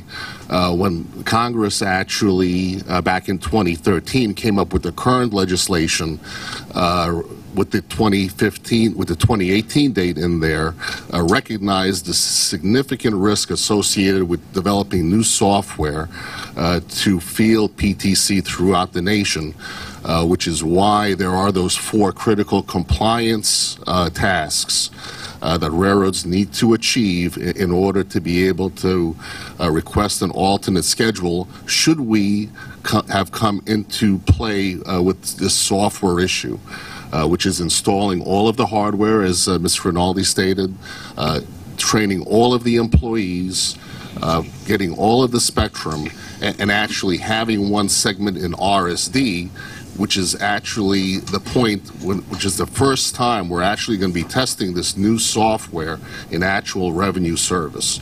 So far, these bugs that have been found are testing in the lab. Once we actually get into revenue service demonstration, hopefully things will go well based on all the work that has been done, but there still is an inherent risk as we go forward. So, John, following up with what you said, is every one of these other railroads, commuter railroads across the country, because this is a national law, right? Everybody has to implement this system. Are they all using basically the same system that we bought, and are they all having to customize the software? Various railroads need to, quote, customize the software to varying efforts. Most of the other railroads are nowhere near the size or complexity of the Long Island Railroad and Metro North. So, for example, Metrolink, who was completed with PTC a while ago, has one line. Where we have on each railroad approximately 750 track miles, multiple interlockings, and each property operates over 700 trains a day. That level of service and traffic density is what makes the challenge for the MTA that much harder than for these other smaller organizations. John, just so I can clarify, because I've been trying to get my head around, and this was helpful what you just said. So, to the extent that we get the RSD out of the factory and onto one line, and we comply with the other 3 factors you raised, then we would be in compliance with the legislation? Yes. Yes, that's correct. So we just got it. So if we can get the kinks out of this enough for us to be able to test this live outside the factory, that's the milestone. Yes. I'm a bit disturbed by the answer Mr. Gans gave a moment ago, that we have only a license with respect to the existing product, so that at the end of the term of the existing contract, should we decide to go elsewhere or should we decide to go on our own, the license may be limited. Have you had that checked out by someone with intellectual property experience? We have a broad license. We have the ability to customize it. That's built into the contract, and I can provide that information to the committee. Do we have the ability to take it and go? Yes, there's always limitations, but yes, we have the ability to maintain this for the life of the product and to customize it. So that we may feel confident that when the term of the contract is over, we are not going to be faced by a statement by procurement that we have to go with this entity because of the limitations of the license. Is that correct? There are many reasons why we go back to the original contractor. They're the most familiar with the software, but again, we do have rights to get it customized for ourselves. So why don't we just provide a summary of the salient terms of the license so that we can do that between now and the next board meeting, and if you have any questions, then we can come back to it next board meeting. Okay? Could we make an exhibit to that of the actual license? Could we see the actual license? Yeah, I think so. Sure. Yeah, I think so. Absolutely. I think it's public documents. Absolutely. Is that the completion of the PTC report at the moment, or is there any? We can run through the PowerPoint, but I think we kind of hit the highlights. I think we hit everything and everything twice. We're running a little late, so unless people want. Neil, do you have another question? I have one pointed question on one of the slides. Can I just, if you don't mind, page 70. This is the one that has LIRR failed several test cases during... Yeah, this is what we've been talking about. No, I know. I have a question about it, or an ask. We have 16 failed test procedures executed, and there's an asterisk next to it, which is the footnote. There's no footnote to it. It would be good, in my opinion. I know in our prior session you explained that it was tied to interlockings. I would actually like to have as a exhibit the list of what those failed tests were. Not that I'm going to diagnose it myself, but I think seeing the detail, much like when we look at our operations issues, we say, you know, train number 123 stopped here because there was a tree down or whatever it is. I actually think it would be helpful to see the 16 failed tests listed in an appendix, We can do that. please. That's not a problem. We can do that. Okay. You'll provide that to the board members? Yeah, absolutely. Okay. Yeah. Yeah, I understand. No, understand. No, we can Understand. update you on the nature of the Yeah. variances that we're seeing, because I think it's helpful to understand the impact upon the schedule Yeah. if you know what the problems are. Any other questions from any board members? I guess we're done with that. We're done with that. Okay, good. We're moving on to Long Island Railroad information items. We have in the book the final review of the 2017 operating budget results, the 2017 annual ridership report, the annual inventory report, and May timetable change and spring track work programs. Did you want to amplify any of those, or just... Yes, I would like Go to, ahead. actually, Mr. Chairman. And we have staff here to answer any questions on these items, but there is one thing that I wanted to highlight from the May timetable change, is that marks the start of the first daily AM peak one-seat ride opportunity for our customers in Southampton, Hampton Bays, and West Hampton. So on May 21st, a 508 train from Spionk to Penn will originate at 441 in Southampton. This is now possible because of recent signal system upgrades we made in the eastern portion of our service area, and we're happy to introduce it to the folks in the Hamptons as a improved service for them. Thank you. And I know that's of great importance to the people in East Hampton and Southampton, both of town supervisors of which to thank the railroad for their tremendous work on making it happen. So we do that, and we look forward to additional improvements on the East End as signalization goes into effect and double track and allows us to do lots of more things there in that regard. Jamie, did you want to add something? I had a question on the review. In the retrospective here for 2017, you see a trend where you've got lower costs, lower payroll costs than budgetarily expected, but higher OPEB because you've got fewer retirees, you've got higher overtime than expected, you've got lower health and welfare costs because of vacant positions. And maybe this is just something that happened in 2017, positions have been filled and this is all balanced out. But if it's the case that we're having a problem filling positions or there's something going on there, can you please make sure to come back and let us know that? Because that trend looks a little worrisome. No, absolutely. It's an area of focus that we need to look at. In order to be able to deliver the services, we need to make sure that we're filling those vacancies and we're filling them appropriately and timely. So we will report back on that. Chuck? I have just two questions on page 97. Professional service contracts, if I read it correctly, are significantly higher than they were in 17. Is there a reason?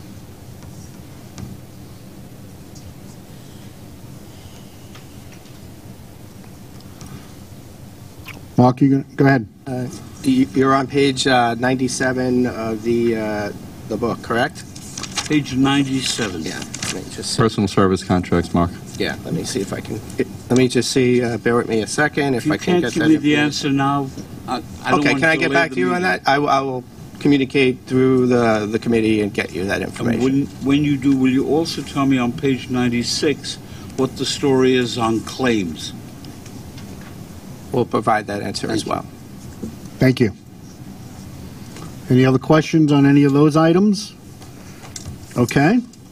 Metro North information items.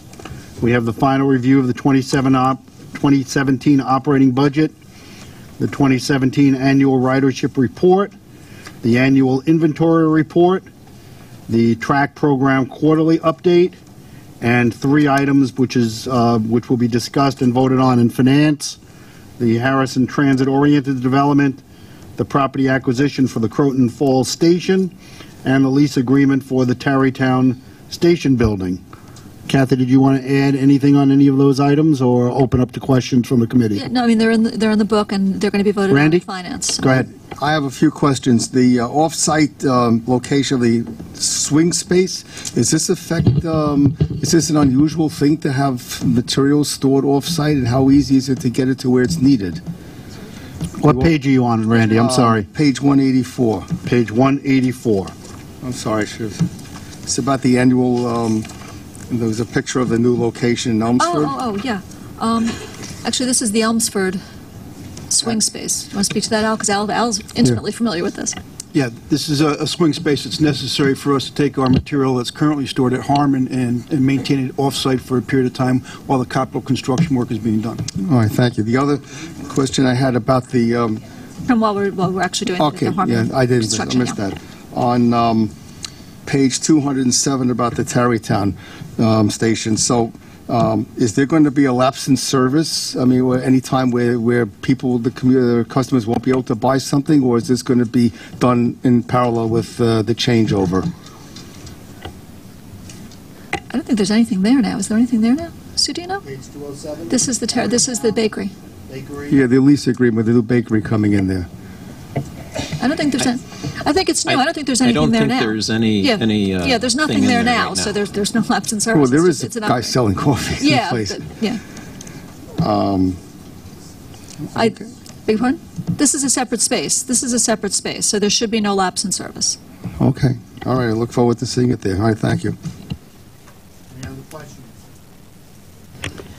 For the Croton Falls info item, is the construction of the parking facility in the next capital program? Well, proposed in the next capital program? Mike, I think it's in this capital program. It's in this it's in the current capital program. Yeah, it's funded. So how much will it cost to build the surface parking lot? And what Fed funds are being used or would be used?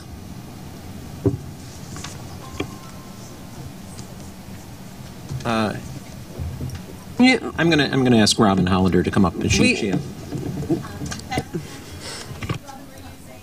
come up to the microphone.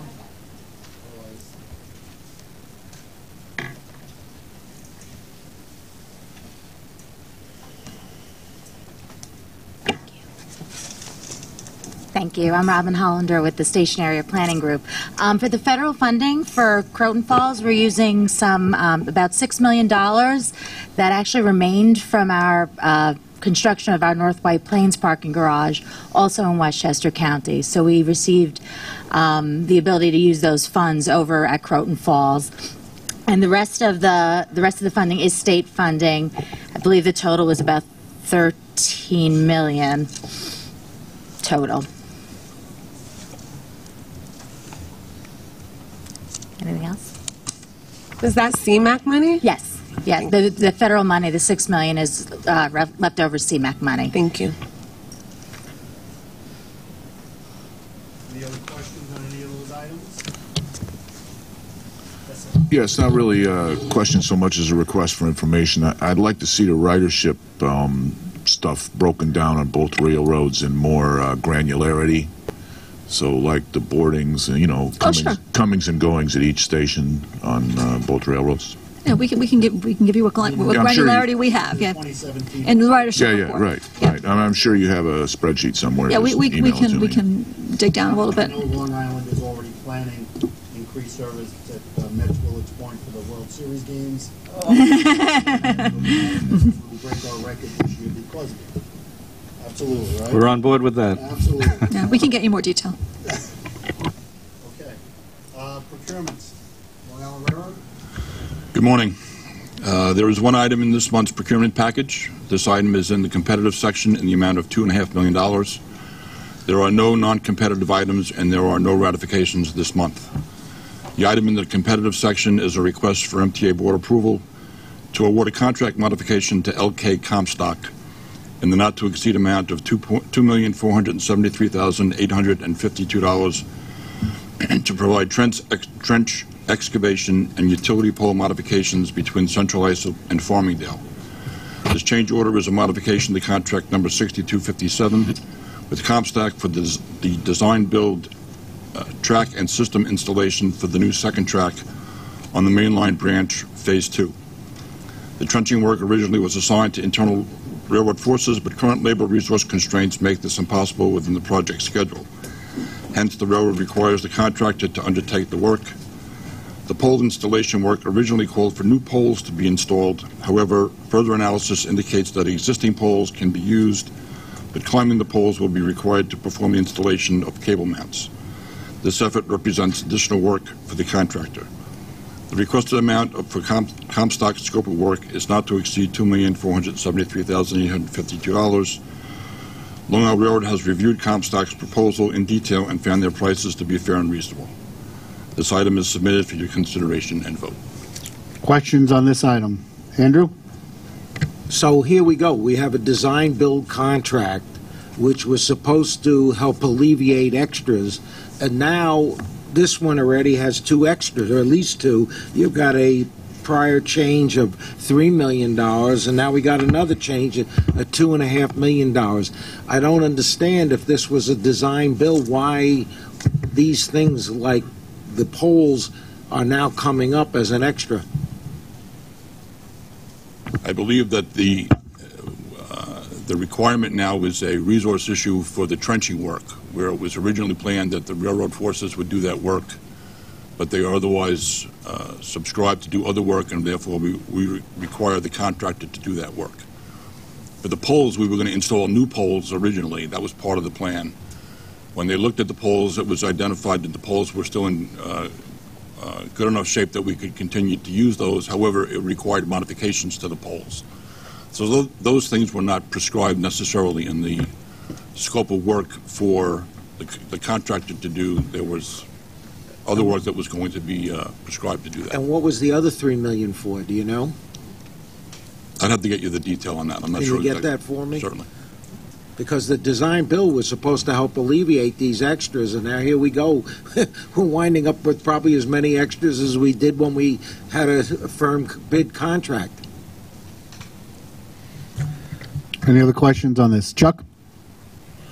I am mystified, and you can correct me or give me the information offline, but there's an SAI on this one, and the SAI in the background says you haven't been able to find it. It says, quote, the significant adverse information for Comstock has not been made part of the public record.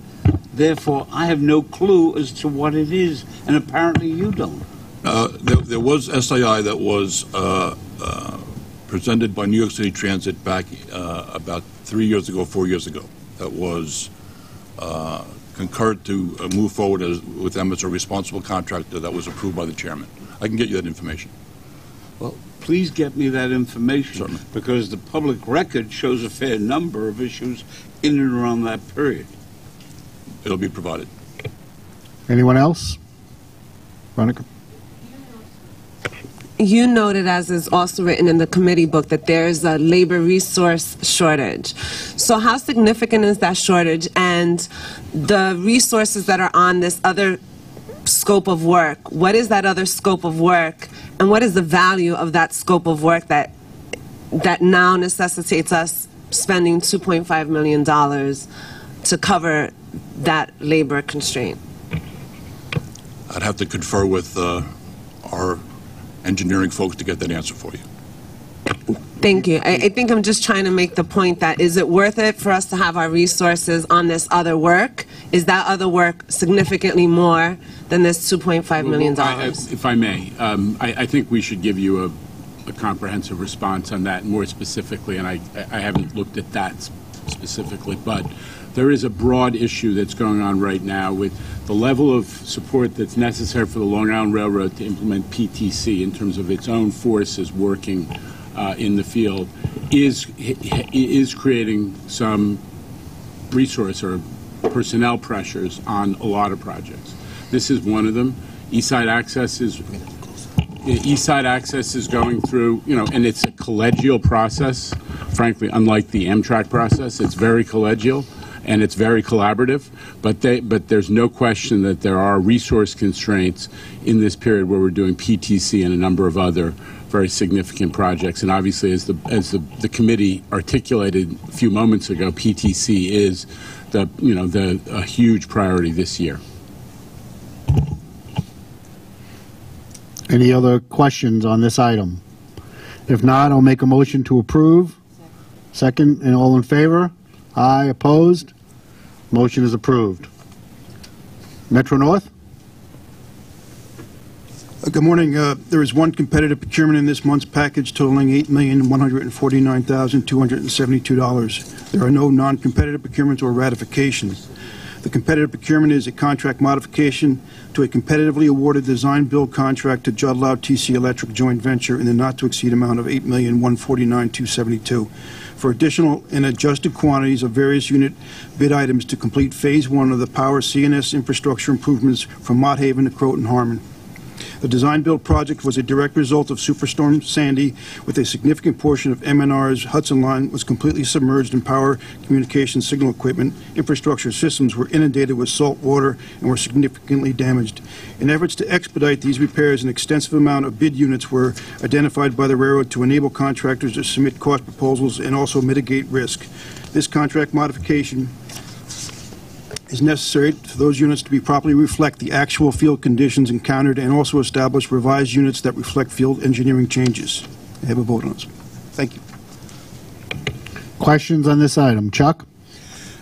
Let me deal first with the Judlow one on two levels. This also is a design-build contract. And the statement in the third full paragraph on page 220 says, quote, "It was not feasible or desirable to fully investigate all field conditions existing on the Hudson Line prior to solicitation and award of this contract." And so here we come with an $8 million extra. I don't understand. The function, as Commissioner Saul has pointed out, of design build is to stop this sort of stuff. Are we not paying attention? So the staff summary sheet was specifically written to address the fact that this project, because it was a Sandy project and the need to have it outdone expeditiously, that we assumed certain risk by incorporating a tremendous amount of units, which would take it out of a design-build process. Within the document, when they bid it, it also had a significant amount of lump sums where we received the benefit of the design-build process. And did you tell us that when you asked for the original design-build? I'm sorry, so could you come at me? Will you check and let me know what the staff summary was when you asked for approval of the design build? Namely, we haven't fully investigated. Okay.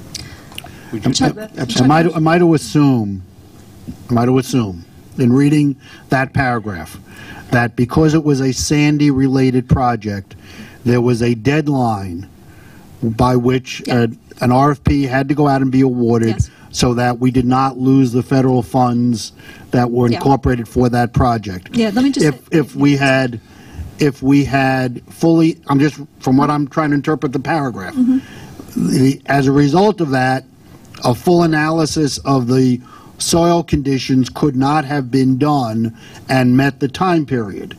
So therefore, we met the time period and allowed the contractor under the design build to bid it in a way in which we were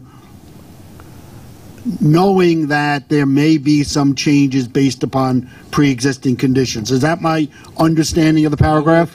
Well, is that my understanding of the paragraph? That is absolutely correct. Okay. I Now, accept Chuck. that. Now, my only question is, did you tell me that when you asked for my approval? But while I'm on this one, I do have another problem, and it really does trouble me. According to the significant adverse impact report, the contractor had a relatively timely False Claim Act and common law fraud charge against it. Now, what I don't understand is the following statement. We allowed the contractor to name an independent assessor. is that independent assessor or monitor somebody who reports to us or somebody who reports to the contractor? Is it the wolf guarding the chicken coop or representing our interests? No, they do not report directly to the contractor. The Thrasher is the name of the consultant, and they report to all findings, and they give ongoing reports throughout the whole project. So he reports directly to the MTA, is that correct? Yes, he does. Very good. Now, may I make a suggestion to you? Consider for the future the point that has been made in transit, which is that the independent assessors or monitors be persons or entities named not by the entity that has the contract, the vendor, but rather by the MTA, either from Lamont Kearse's operation or the Inspector General or by an outside entity, so you have a true independent monitor. All right? Any other questions on this item? Andrew? You know, I think that we ought to take a look at these design-build contracts now if we're starting to get all these extras on them, because, I mean, it's ridiculous. We sit here around the table. We were told that design-build was one of the primary reasons was it was going to make the contracting much more efficient. In other words, we weren't going to get all these change orders on the design build. But here we go. Look what's happening to us. So I don't think you're getting the same bidding initially, and we said, okay, fine, but we're not going to get all these change orders, and here comes the change orders. To me, if you're going to go give a contract out like this, why wasn't it the contractor's responsibility to see what the existing conditions were in the field before he went ahead and bid it? So meanwhile, they don't do the exploration work before the contract. Nobody does. And guess who gets hung with it again? The taxpayer. Andrew, can I just say a couple things about that? Yeah, no. We just sit here and yeah, everybody votes for it and approves it. But here we go. And this is a contractor, by the way, that we've had a ton of problems with. So just a couple things. I mean, we've already talked about the fact that this was Sandy money, so there was some rush in terms of trying to get it out on the street. But the other thing that I think I just want this committee to know about, if they don't already, this is a big project, so we regularly report on it at CPOC. So we, a picture is worth 1,000 words, and at CPOC we've actually presented pictures of how incredibly challenging it is to work at this particular section of the right-of-way. You're literally right on the river, and then the topography is such that there's a fairly broad, fairly steep uprise right on the other side of the track. So it's an incredibly challenging portion of the right-of-way to work on. And, sort of the combination of having gotten it on the street without having done the engineering, as we already referred to, plus the conditions that they're finding, plus the fact that fairly early on after the award, we actually changed the standard, and that's on us. Joe Giletti came in, Glenn Caden came in, and the standard that we had originally proposed to the contractor was found not to be sufficient to allow for actual track and time maintenance. So we actually changed that standard on them, and we bear some of the consequences for that. So it's called a design build, but I think the combination of the fact that it was Sandy money, plus the fact that we changed the standard, plus the fact that it is an incredibly challenging area within which to work makes it a little bit different. So I completely hear what you're saying. I don't know whether you can take any comfort from the fact that we are reporting on this regularly at CPOC, and we get a lot of very hard questions in terms of the progress of this project, because it's been a very, very challenging project. There is no question about it. Mitch. Scott? Scott, put your microphone on, please. I think you raise a fair point in design build, but I think we need to be cognizant of the fact that these design builds are only as good as what we negotiate to go into the design build and how disciplined then we are going forward, right? So, at the end of the day, there is existing conditions, and if you don't, and either A, we have to go and do that work in advance and make sure, or the contractor does, but in many cases that's not possible because we actually have operations taking place where we're doing the work, so until we're actually out there, you don't know what that existing conditions is, so that's a risk we have to decide as an agency, do we take or do we don't take? And then there's things like on the LIRR in terms of if we commit to a certain amount of either outages or a certain amount of labor, if we're not providing that, you can't then put that on the contractor because that's the commitment that we made going forward. And I think the point I think that Chuck made is a good one, which is if we're improving design builds, in that I think we should have a section that specifically notes where we are still exposed to risk, right? Where we still are out there in terms of that, that we're not transferring the risk of existing conditions, we're not transferring the risk of not being able to provide labor, whatever that might be, so that when we're making the decision, it doesn't come up later that we're finding out about this. If I can just add to what Commissioner Reckler said, it's absolutely 100% right with regards to when we're looking to get design build jobs out. Obviously, we could assign all the risk to a contractor or design build team. The problem with that is they won't know how to bid it. So what will ultimately happen is if we assign all the risks, there's unknowns that we still need to evaluate, their prices, their schedules will reflect that up front. So now, while you may not see change orders later, it's already built into their prices. If we all are communicating and when we present design build jobs to the board, I think it behooves us to make sure that it's clear these are assumptions we're making, and we will further evaluate these. And then if we're working collaboratively with the design build teams, it's a known potential that there may be additional costs, there may be additional changes that require it. But then what happens is you're paying the real cost of it. If you assign the risk to them, they're going to inflate their costs and schedules far more than what we'll see with these change orders. So I think it's really just making sure at the beginning of these jobs we're more clear with those types of assumptions. Norman? Yeah, it was never my understanding that design build, as good as it is, was going to entirely eradicate change orders, and that merely that it would tend to minimize, relative to what we were doing, the number of change orders that were necessary. And I think with the qualifications you just stated, it is still, to a certain extent, there will be change orders into the future. It's not just because there's a change order means the contractor is misbehaving or that we have failed in our obligations to give them upfront information. There's circumstances. These are difficult engineering assignments, as Kathy said, especially that particular area. And two, they also involve on labor considerations too. Sometimes it's hard for us to come up with the labor force to protect the work, and those things too. There will be change orders that occur.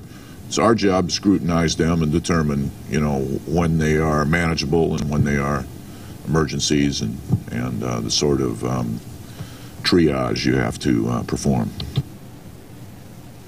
Benny? I would encourage both railroads to take a look at their engineering departments and make sure that we're getting the head counts where they need to be. I know on Long Island, the engineering head counts that we need to hire more.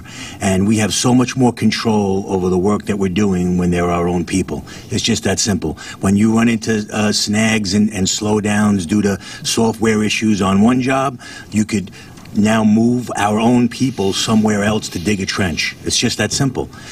When we're always giving this work to outside people, which we know we need, this is the downside. So, I really think we got to take a hard look at making sure that we get our engineer heads where they belong.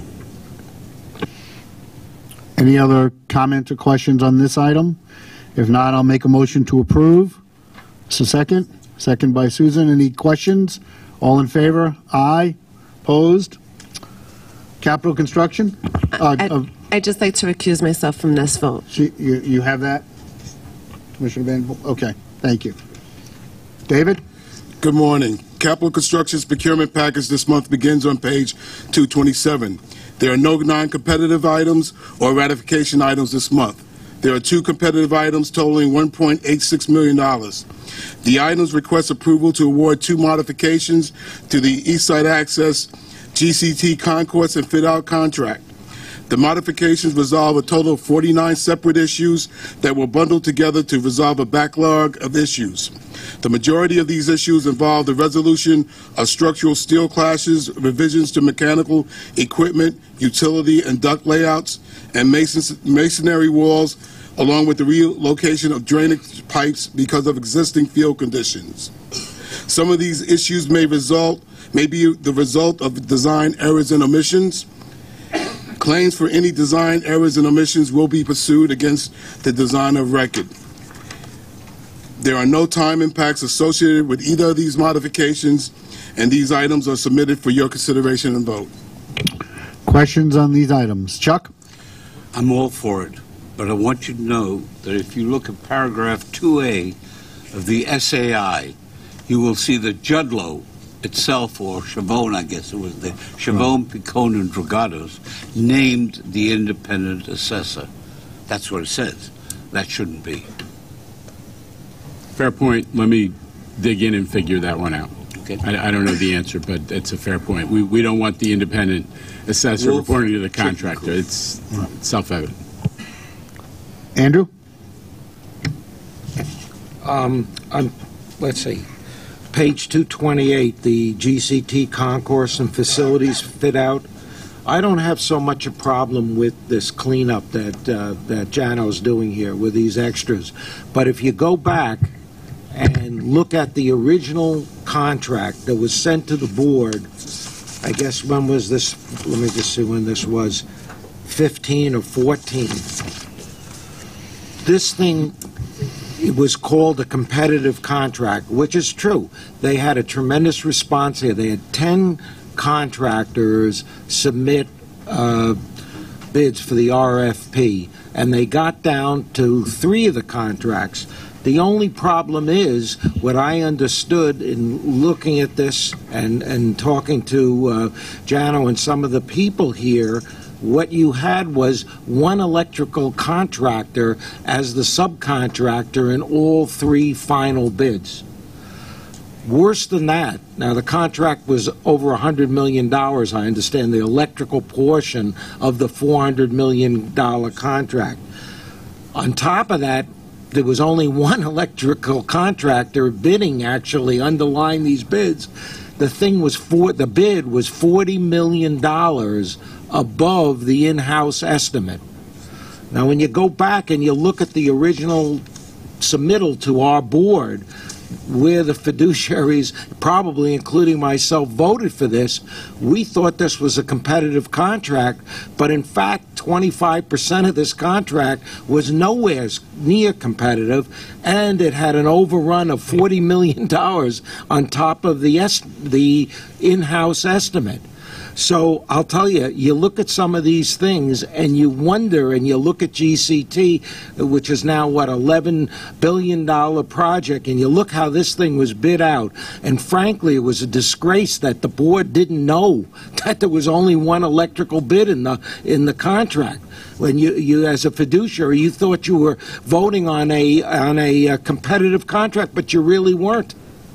So I mean, look, this extra now, Jano, I have tremendous confidence that he's doing the right thing, cleaning this thing up.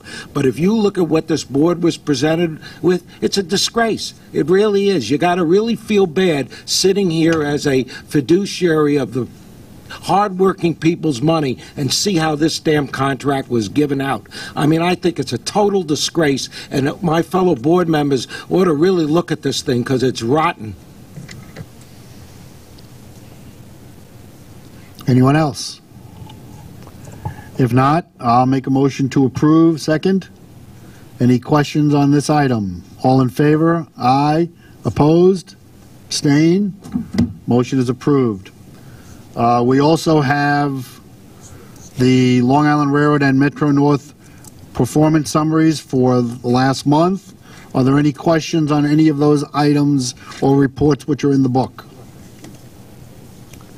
If not, I'll make a motion to adjourn. Second, all in favor? Thank you all very much.